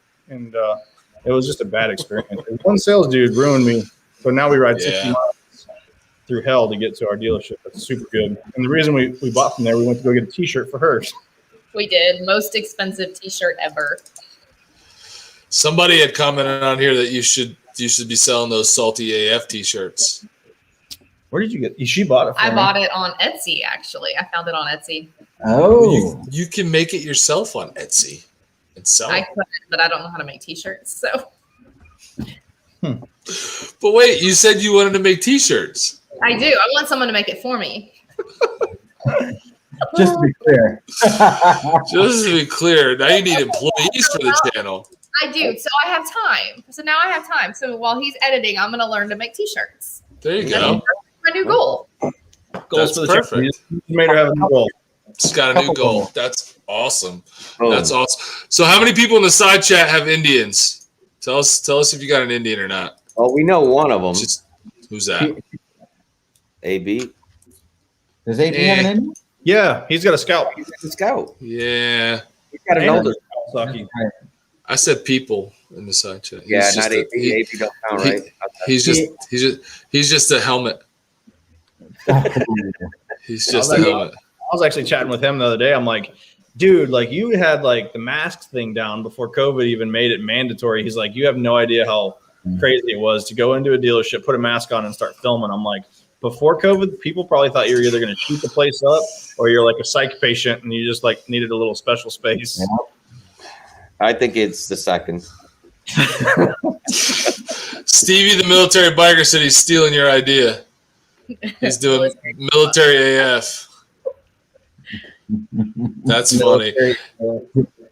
So flying. Go ahead. Go ahead. In New Jersey, we have. What the fuck are you doing, bro? All right, I'll be quiet. You said go ahead. Go ahead. Oh, now they're both drinking.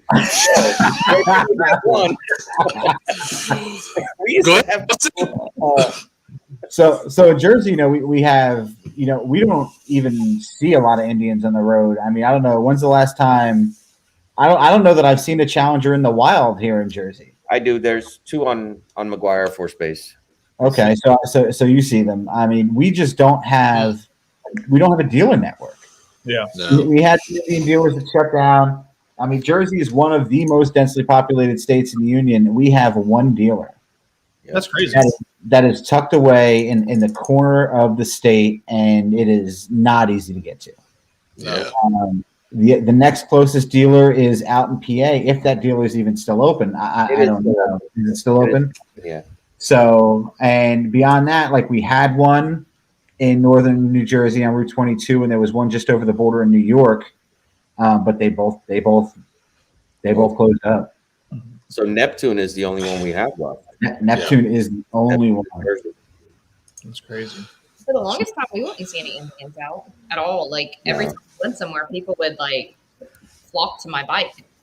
Well, that still happens. Like we'll like literally we went to that motorcycle rally, and I would go to get something out of my saddlebag, and I'm talking like I don't know what 2,000, 3,000 bikes at least. There's a lot of bikes. Tons of bikes.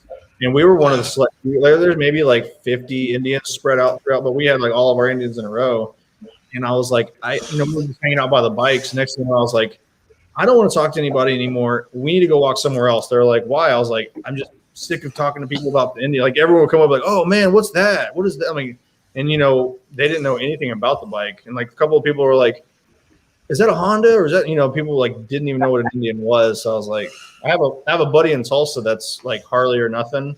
He messaged me the other day. He's like, when are we going to go ride together? And he's like, when are you going to get rid of that Jap crap? I was like, I have an Indian. He goes, yeah, that Jap crap. I'm like, no, 0%. And he was like, it's not a Harley. So I was like, that's super, super not true. Well,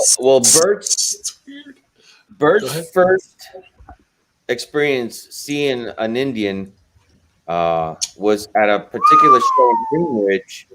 And I think this should be shared because that was his first experience seeing an Indian. And it was shortly after he got his bike. What do you want me to share? The first Indian that you saw. Oh, pastel green with a whole lot of light brown leather tassels that's over the place. Fear of Indians. Yeah. Like, so when he told me I was sitting on an Indian, I'm like, no, this is not an Indian. Where's the fringe? Yes. Yeah. And this guy was weird. First of all, it was a bike night in New Jersey. So who goes to a bike night, in a town? People that are, within riding distance, right? Typically. Yep. This guy trailered his Indian in. He unloaded it. Yeah, he trailered it in. Yeah. He was all decked out in his biker gear, but he drove in the truck or whatever he had. It was like that hideous, I don't even know what color green you call that. That like like it. He even had the fringe too. Yes, his leathers had the matching fringe. He had some type of animal tail, fox tail or something. What was it? It was a coon tail. Raccoon. Yeah, and that was hanging off the back, and like the floorboards had the tassels around them. Just everything, the bags, everything. It was horrible. It was hideous. And I was like, yeah. Not for me. And of course they had the older school, the big giant freaking front fender with the Indian head on it and all that. That thing was butt ugly, man.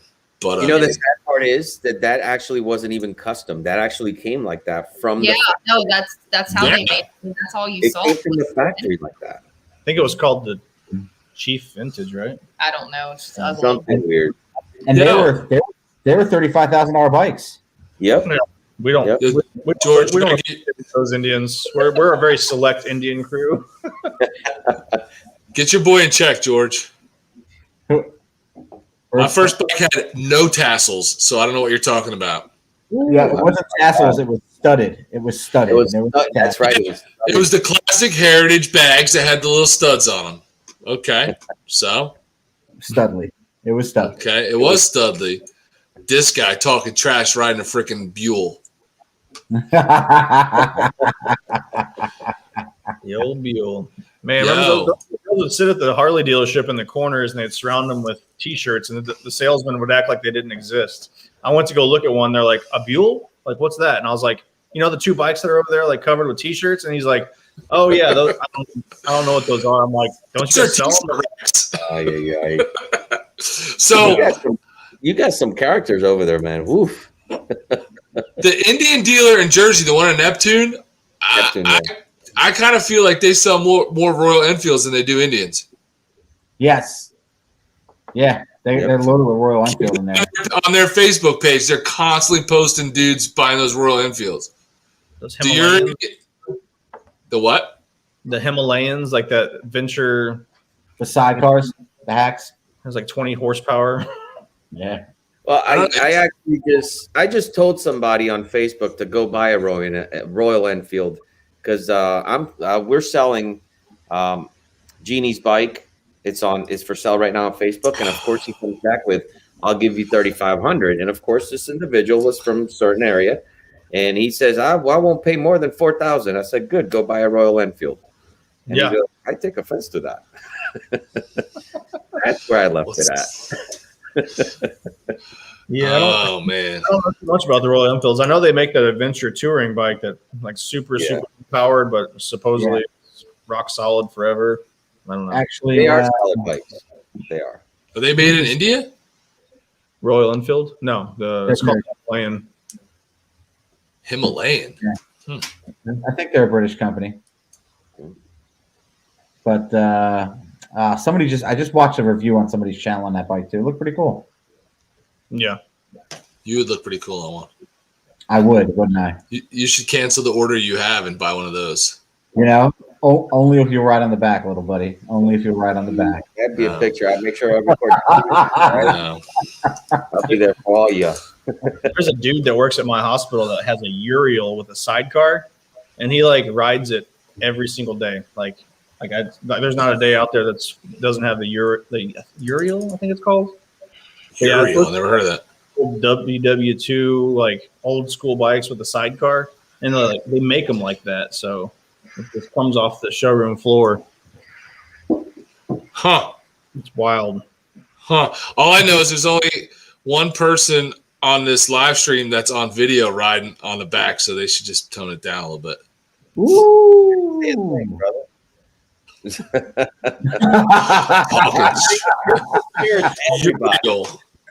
Hold on, in true Austin fashion. Yeah. Anonymous says Uriel are bulletproof. Where's that? I never heard. Someone asked if Never I like heard of that. on the interstate or Yeah, PA Biker 65 Ultra asked, "How do you like your bike on the interstate?" Oh. Now that I have new tires and the fairing, it's perfect. Okay. Oh. We regularly do about 85 miles an hour Oh, snap. to not get run over. So, but I Yeah. can go up to about 95 before it starts getting to where it's annoying because the wind. Okay. Huh. Yeah, the fairing makes it look cool. It looks like a Dyna from the front. It did.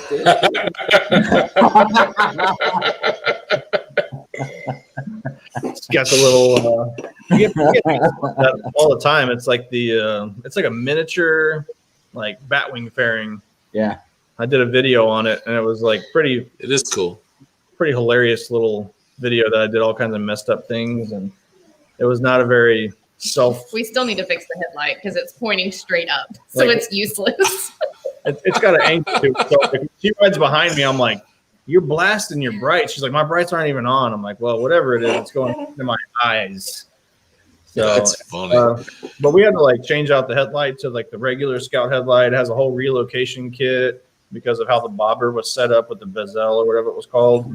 Yeah. Like every project, she's like, "We can do this at home." I'm like, "Yeah, sure." Like even like the relocation kit for her taillight and license plate. Like it comes with like 4 wires, and I get all the other wires are like. I told you not to cut that wire. And I was like, "Snip." She was like, "That's not good." I am not. I don't do electricity at all. You so. just don't listen. Oh, I was like, you should not cut that there. You're like, okay, cut Hey, it works, and it's for now. still going. For now. Nice. So do you like wrenching on your own bikes? I want to get a bike to build, and like when I was in the military, like my job was a diesel mechanic, so like I'm not scared to like wrench, but I don't want to wrench on a bike. If I only have one bike and I screw something up, like I would be so pissed at myself because we ride all the time. I'd be pissed if my bike went down because I jacked something up or broke a bolt. I was like famous for breaking bolts all the time, so every time I'm like going to torque something, I'm like, You ride year round down there? oh yeah. Yeah. How many miles do you think you put a year on your bike? We've had the bike since September, I think you got yours in, right? yeah. I don't know. I got like 12,000 miles on it. 12,000 miles. So, I That's mean, cool. I work from home, so I don't ride to work. I don't ride as much as him. So you ride to lunch, right? You at least go out on a ride to go get Around lunch. the block and pull back in. There you go. but yeah, I work like 30 minutes from home, and you can tell them about your accomplishment. You met us. I did. So I've only, I know this is going to sound ridiculous, but I've actually only ridden my bike by myself twice, like without him there. And it's just one of those things that I'm not a fan of the Houston freeways, Yeah.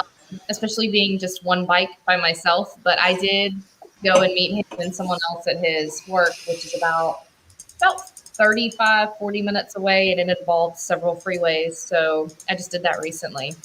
Oh, good for you. Terrifying, and I don't know that I'm going to do it very often. Yeah. And I was like about to leave the office, and my operations vice president walks into my office. He's like, "Hey, good time to meet with you." And I'm like, internally, I was like, "Hell no, my wife's on a motorcycle." And I was like, and I wasn't even cutting out early. And I was like, "Yeah, I got a couple minutes." And like, I was like trying not to look at my phone to like see if I was like, man, I was like nerve wracking trying to listen to the vice president of the hospital. And I'm like, and I ended up being like 30 minutes late. So her and my friend Carlos were just chilling at Bass Pro, like up the street from my hospital. I'm like, I was like sweating for her, terrified. I can imagine. Hey, Fly and Ride said later Baggers and Brews, keep Jersey strong. He's another, I think he's pretty new moto vlogger in Jersey. I saw he commented earlier that he was watching our moto vlog that we just put out. So thanks, Fly and Ride, for watching. What's that? I was gonna say, I think I just saw a video where he just met up with Cycle Fanatics. Yes. And that was actually the first time I saw him and went and subbed him after that. But I think he's pretty new.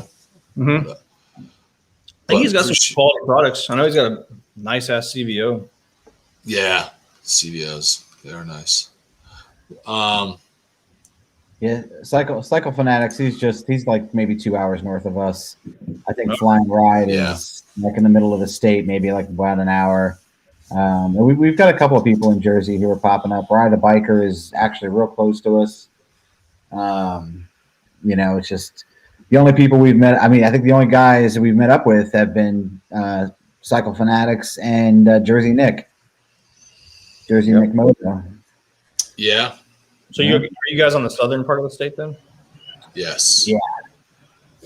So, I mean, there's a lot of Jersey south of us, but culturally we are in South Jersey. I mean, we, right in the Pine Barrens. It's not the Sopranos, New Jersey. It's not the New Jersey, that you see on TV.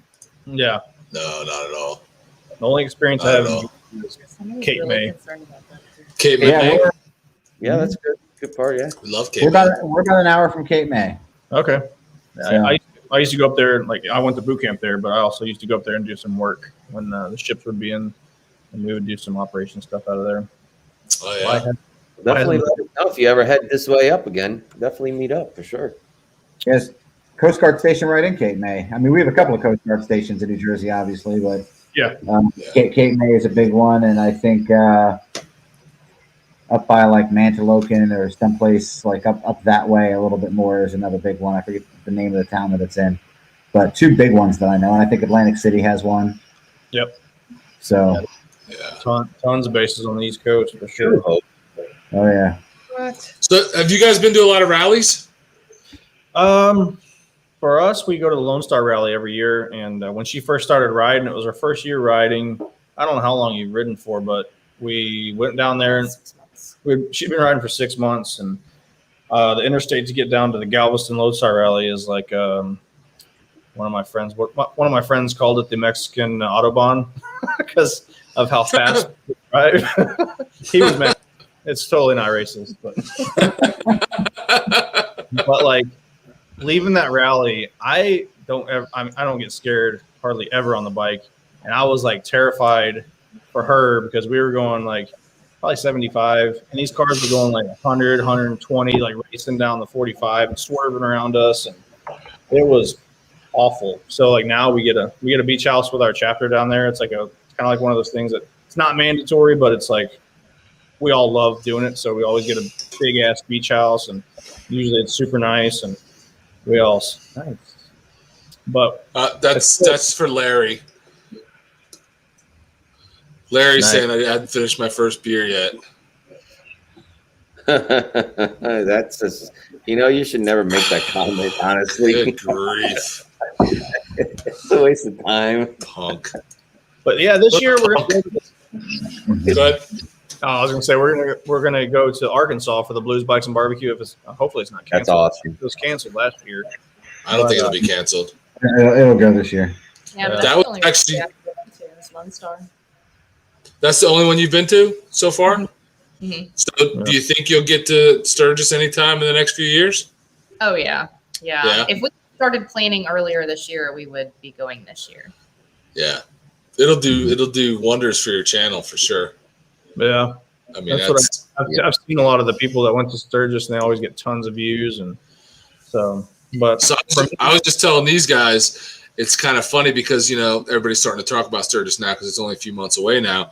And if we go look at our analytics in the last 28 days, like 2 or 3 of our Sturgis videos are the most viewed in the last 28 days.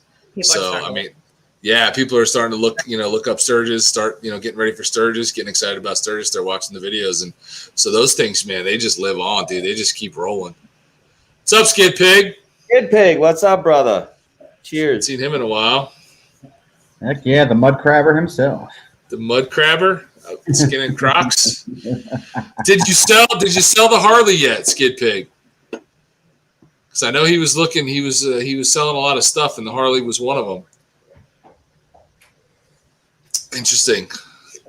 So do you guys, when you ride, how often do you think you ride? Like a week? How many times a week you think you ride? Because you ride to work like every day. I get not every day, but I try to ride to work a couple times a week, and we ride probably the weekend or every other weekend. Yeah. And then every other weekend we usually ride at least 3 or 4 days. So So do you vlog or try to make videos every time you go out, or do you leave some time when you don't do it at all? Yeah. We maybe film 2% of the time that we ride, like 2%. Yeah, like 98. well, that's also counting the fact that you don't film the whole time we're out riding, but we'll go out for solid days and rides and not even take the equipment. So. Oh wow. Do you listen to music while you ride? No. Kind of over your stereo. We actually talk the whole time. Yeah. It's one of the few times that his phone's not in front of his face and he's not texting someone. So I have divided attention. We're on YouTube or Yeah. Oh snap. work or YouTube or works a lot. Wow. Work is tough. What's That's I would probably ride a little bit more, but like you're always on the phone. Like we're always on the damn phone in the car, so it's like it's pointless. Yeah. My wife yells at me. We'll talk. Like it's funny because the first like 6 months we didn't have Sennas, and like it's probably a good thing because she was just learning how to ride, and we were like riding in Houston, and I would be like in my head like, holy shit, hopefully you see this car. Holy shit, hopefully you see this. Like, oh my god, you need to watch out for this. But like if she would have heard me say that, she would have probably like pulled over and been like, I'm done. Like I'm not riding anymore.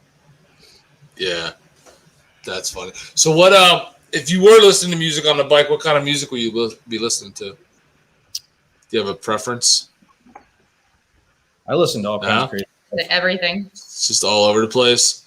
Mm-hmm. What was that? I watched the video. You were listening to something. I can't remember what it was now. Maroon 5. Oh yeah, one of your first videos. Yeah, I have no like shame. I'm trying. Remember that one time the girl said that all about that bass? Yeah, so I had a loud system on my 09 Ultra Classic, and I was like just listening to music, and that popped up, and I pulled up to a stoplight, and it was like all about that bass, and all of a sudden I look over, and there's these girls that were like,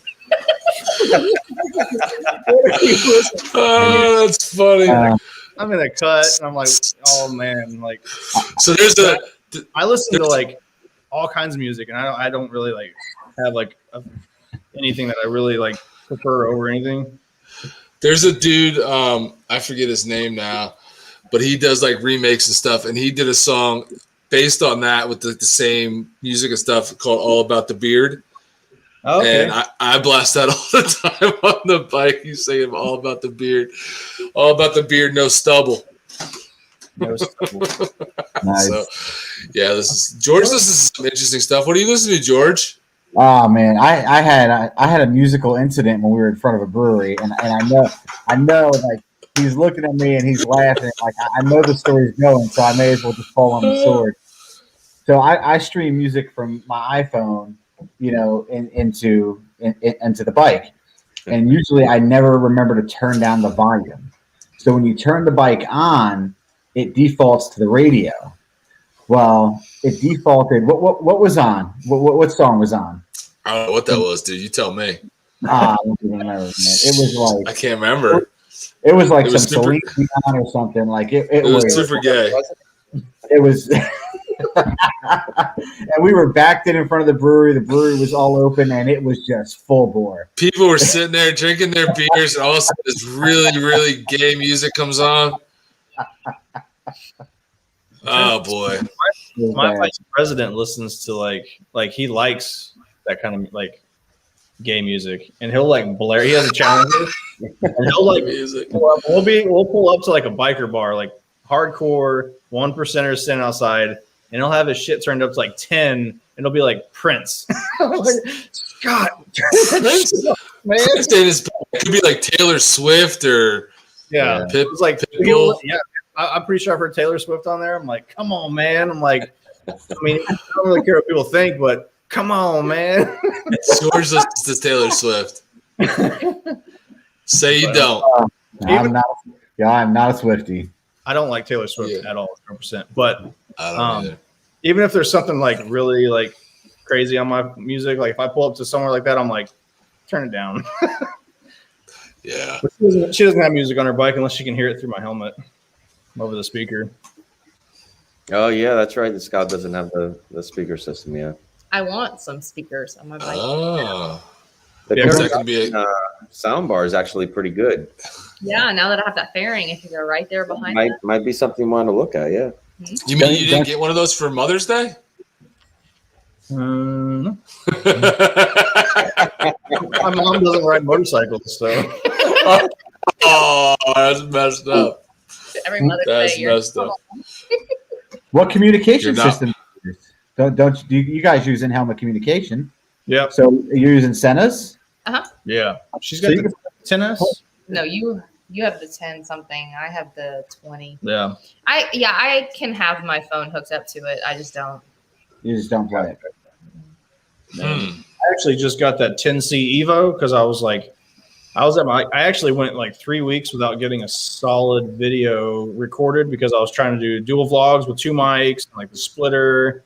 And I don't know what kind of witchcraft people do to get good audio, but I think 20 miles per hour. You have to go 20 miles an hour, go around your neighborhood, vlog, and then be like, yeah, this is a great setup and you should do it. We like get on the highway and at like 50, it's okay. Like 70, it was like pop, pop, pop, pop, pop. I was so mad. We actually fueled her bike up to go riding on Saturday. And I was like, all right, we got this mic. I got it set up. I watched this video. It's going to be great. So we went out there and like by the end of Friday night, I'm like, you're going to have to get gas for tomorrow. Well, we kept coming home, downloading it, listening to it. And he was like, okay, it's not working. Try this. Let's go again. And I'm like. So now we got the 10C Evo that records through the actual Senna for the audio. And I actually kind of really like the way it looks over your shoulder. I think to me, it's more engaging. I like it a lot. So, but there's some people out there like Setzer Pendants. That's like I called him a GoPro snob. I'm like, oh, you just care about all that 4K stuff. But it films in 4K, but it just doesn't have the stabilization that the GoPro does. So you have to be careful when you're filming. You're not like looking around like crazy. Yeah, we're dealing with some of the same issues, trying to get it hashed out. Like we just started playing with this. We're 2 years into this and we haven't done it. We just did our first moto vlog, like literally the first one we've ever done on the bikes, talking in helmets. So I have some issues with mine. I was getting that. I was fine when I was standing still, talking clear as day, and then we went out and rode and come back and play it back, and I got a lot of crackling and popping going on. So yeah. I don't know how to fix it. We're trying to figure it out, but it's a pain in my ass, man. Yeah, I tried to dead cat both the mics. I tried to move the mic. I tried to I had 2 different splitters. I had different adapters. I tried every single adapter that I could think of to like VRRS or whatever it was, the TRRS to the TRS. Yeah, so I was like, you know what? And I saw someone's video, and I think it was actually Harley Dayrider. I was like, dude, that guy's audio is awesome. And then someone else did a dual vlog. So I started going down this rabbit hole of YouTube. And all of a sudden I was like, I'm actually enjoying the view off this side of their helmet like this instead of the GoPro in the front. And I started watching videos, and I actually started commenting on Harley Dayrider, and we're actually going to be on his live stream on Saturday. So that's kind of cool. Oh, awesome. So, right on. That's awesome. We like those guys. They're good. They're good peeps. Hell yeah. Good peeps. They do. They run a tight ship, unlike us, where we just roll on forever.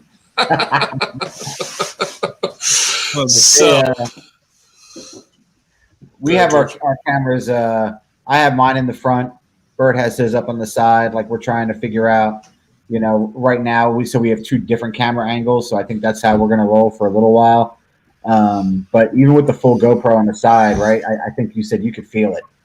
Yeah. Oh, I definitely feel it. I feel the extra weight there. I mean, I'm already wearing a full face, which I don't really prefer to begin with, to do it. And then, so you got that extra weight that I'm not used to. And now you slap that GoPro on the side. I definitely feel like, and if it's windy out, you really feel it. But the things you do for YouTube, right? Oh, that's right. But no, actually, we went to the Twisted Sisters and met up with Setzer Pendants and his crew. And it was after that, like I had the GoPro on the front that had the chin mount. So it was all weighted right there. Like before, it was like an arm that I had.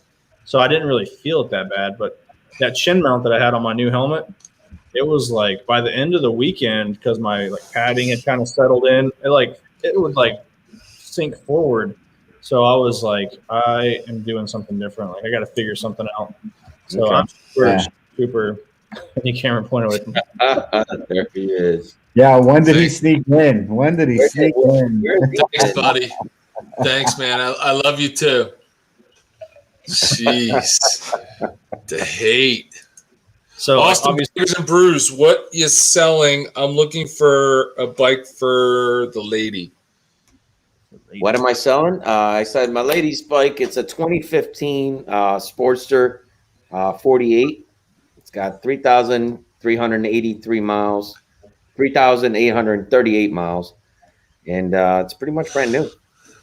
So that's what I'm selling. So your bike's broke, right? My bike is in the shop right now. Yeah, the motor's completely apart. The heads have been done.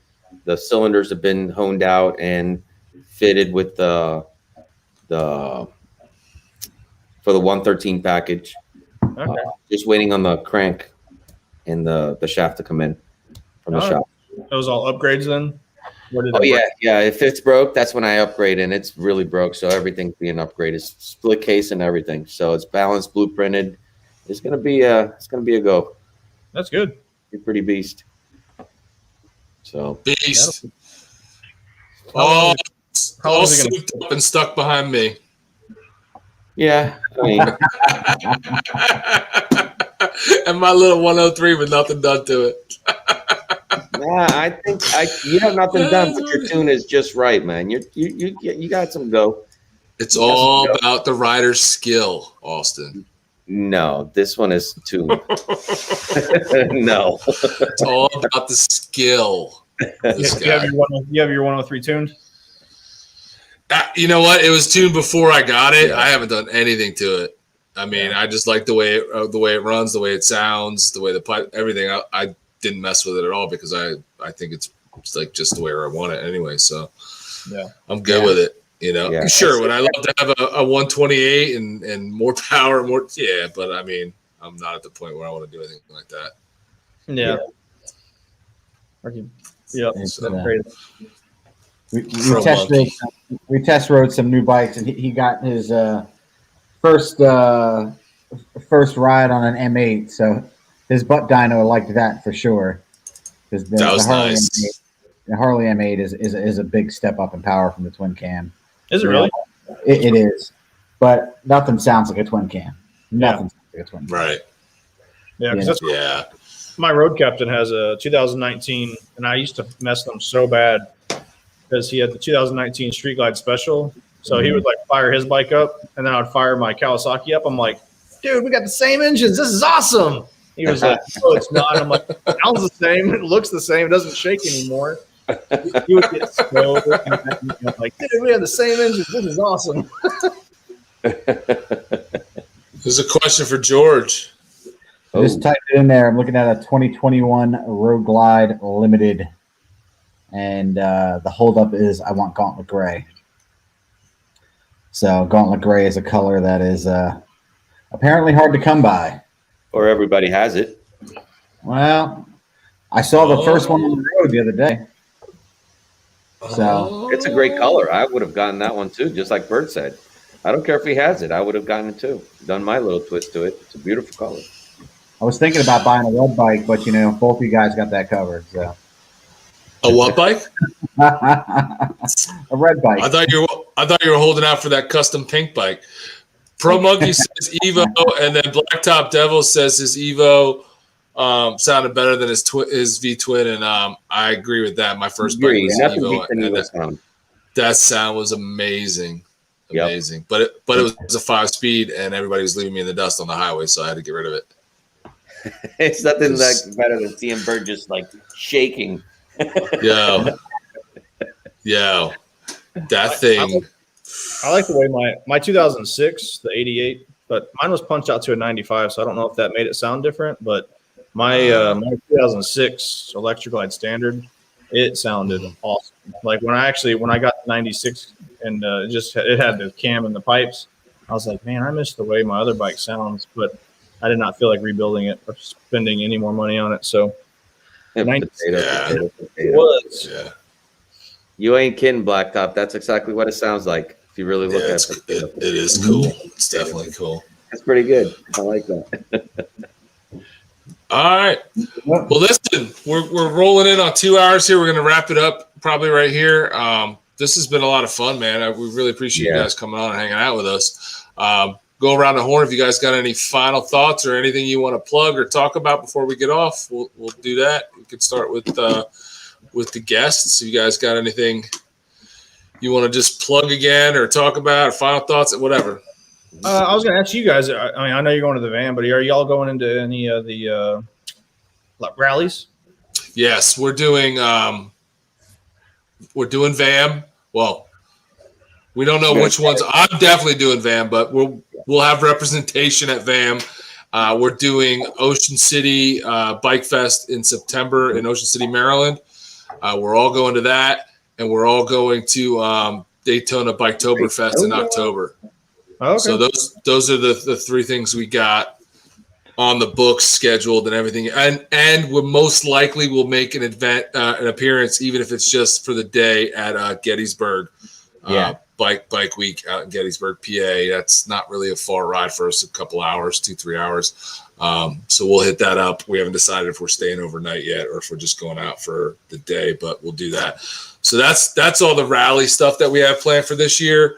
I mean, we got a lot, we're planning to do a lot of weekend trips and stuff, but as far as actual big rallies or rallies in general, that's it. We don't have our New Jersey rally anymore. The rally in Wildwood closed up shop. Was it right the year before the COVID hit? We went to the last rally. It was something that I think, George, you had been to a bazillion times, right? Since 2009, I've been going. Yeah. Yeah, that was my second time when we filmed. What's that? That was my second time going down to that rally when we filmed. Yeah. What were you saying, Salty? Oh, I was gonna say, what'd they close it down for? They knew COVID was coming? No, it was extracurricular club activity. Yeah. It is really the hotels were making more repairs than they were making money.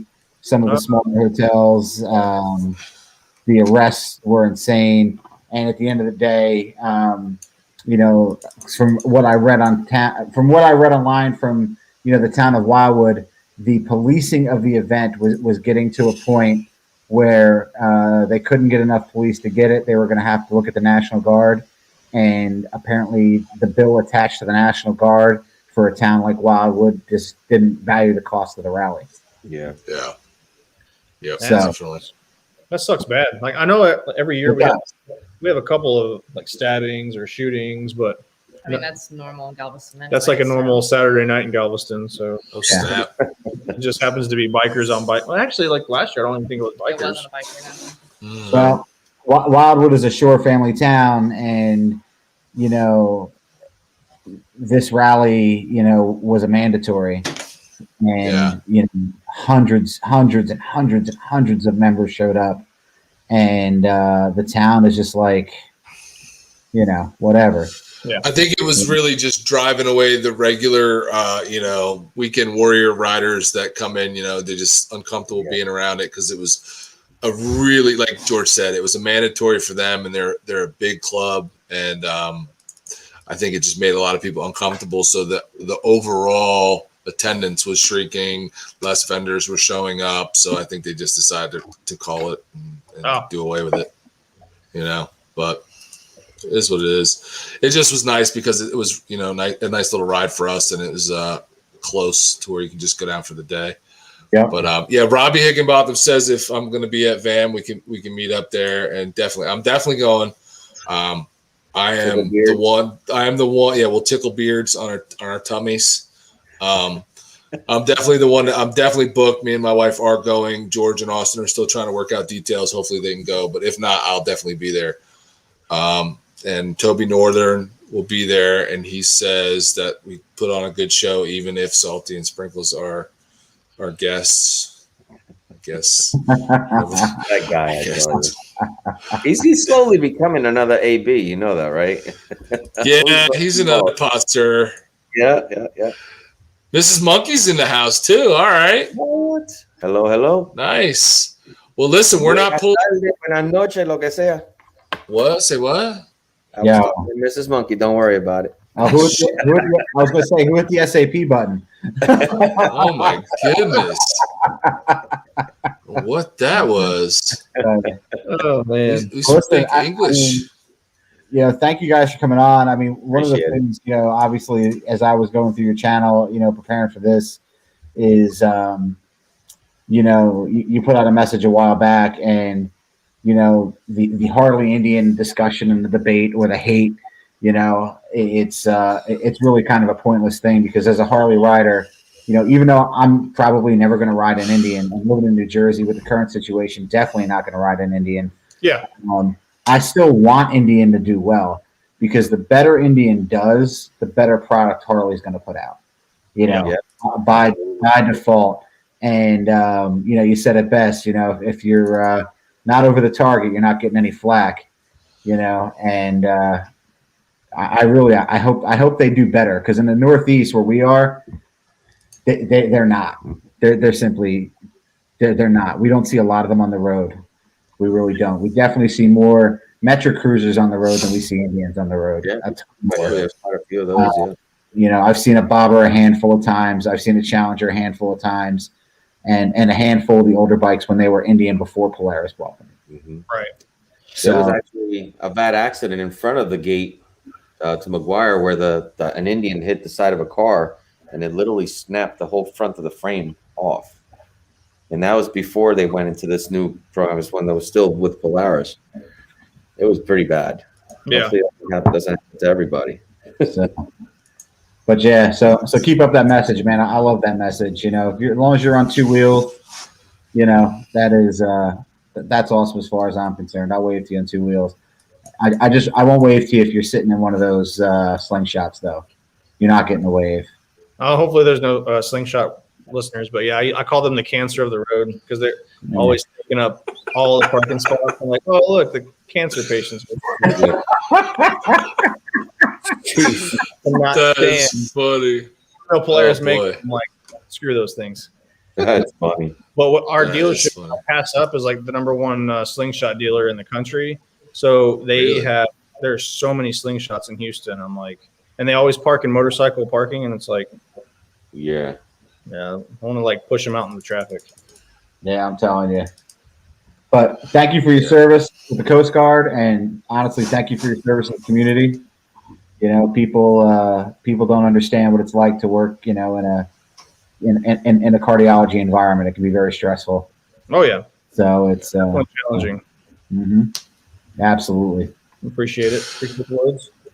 Austin, parting thoughts? Party, thank you so much for coming on. It was actually a lot of fun, and the sprinkles definitely. It was awesome having you on too. It's been great. So I look forward to what you have to do with the channel. It's a lot of fun to watch it. And now speaking to you, I can see what everybody says. It's really you that is on that channel every time you put it out there. So keep it up. Awesome job. Yeah, like I said, no faking it. Fake it on YouTube, because No faking. Yeah, don't fake it. It's you. It's keep it real. people see right through the fake channels. I know I do. Like I'm like, Yeah. and that one right there. Yeah, absolutely. Definitely. So, real quick, Robbie Higginbotham, man, I'm disappointed that you won't tickle beards with me, but I do look forward to meeting you at VAM. That'll be a good time. You guys, man, we really appreciate you guys coming on. I was excited about having you guys on. Your channel's doing great. Obviously, you guys killed it to get into 1,000 subs super fast. And like you guys, you touched on it. All of you guys touched on it. Just being yourselves and being real. I look forward to hearing more sprinkles now that she's done with her class and she can dive into this YouTube thing full steam ahead. I'm excited to see that. And we're just happy to have you guys on. And I'm glad you guys came on and had a good time. It was a good quick 2 hours. And if you don't mind, just kind of staying on real quick when we get off, just to in the back room talk real quick. Thank you guys to everybody in the side chat that participated tonight, all the comments and all the jokes and stuff. Great time as always. For those of you that gave us a super chat, we appreciate that. And we're going to see you next week. So next week we're doing a special 2-year anniversary for Baggers and Brews live stream. It's just going to be the three of us over here in the Baggers and Brews studio. We're not going to have a guest. We're just going to be interacting with all you guys in the side chat. So please come back out next week and hang out with us. And we're going to BS for a little while and talk about our 2 years on the YouTube. And then after that, the next week, we're not going to be doing anything after that because it's going to be the night before heading down to VAM and stuff. So we're going to have a week or two off that we're not going to have a live stream. So please come out next week and watch. Somebody say something funny. Who's touchy? Don't go back. It's not to go to the back room with you. Stop telling people my secrets, dude. $20 is $20. $20 is $20. $20 is $20. So much That's air. funny. Oh man. So much hair. So that's it, guys. Good night. Thank you for another great Thirsty Thursday, and we will see you guys next week. Deuces. Deuces. Buenas noches.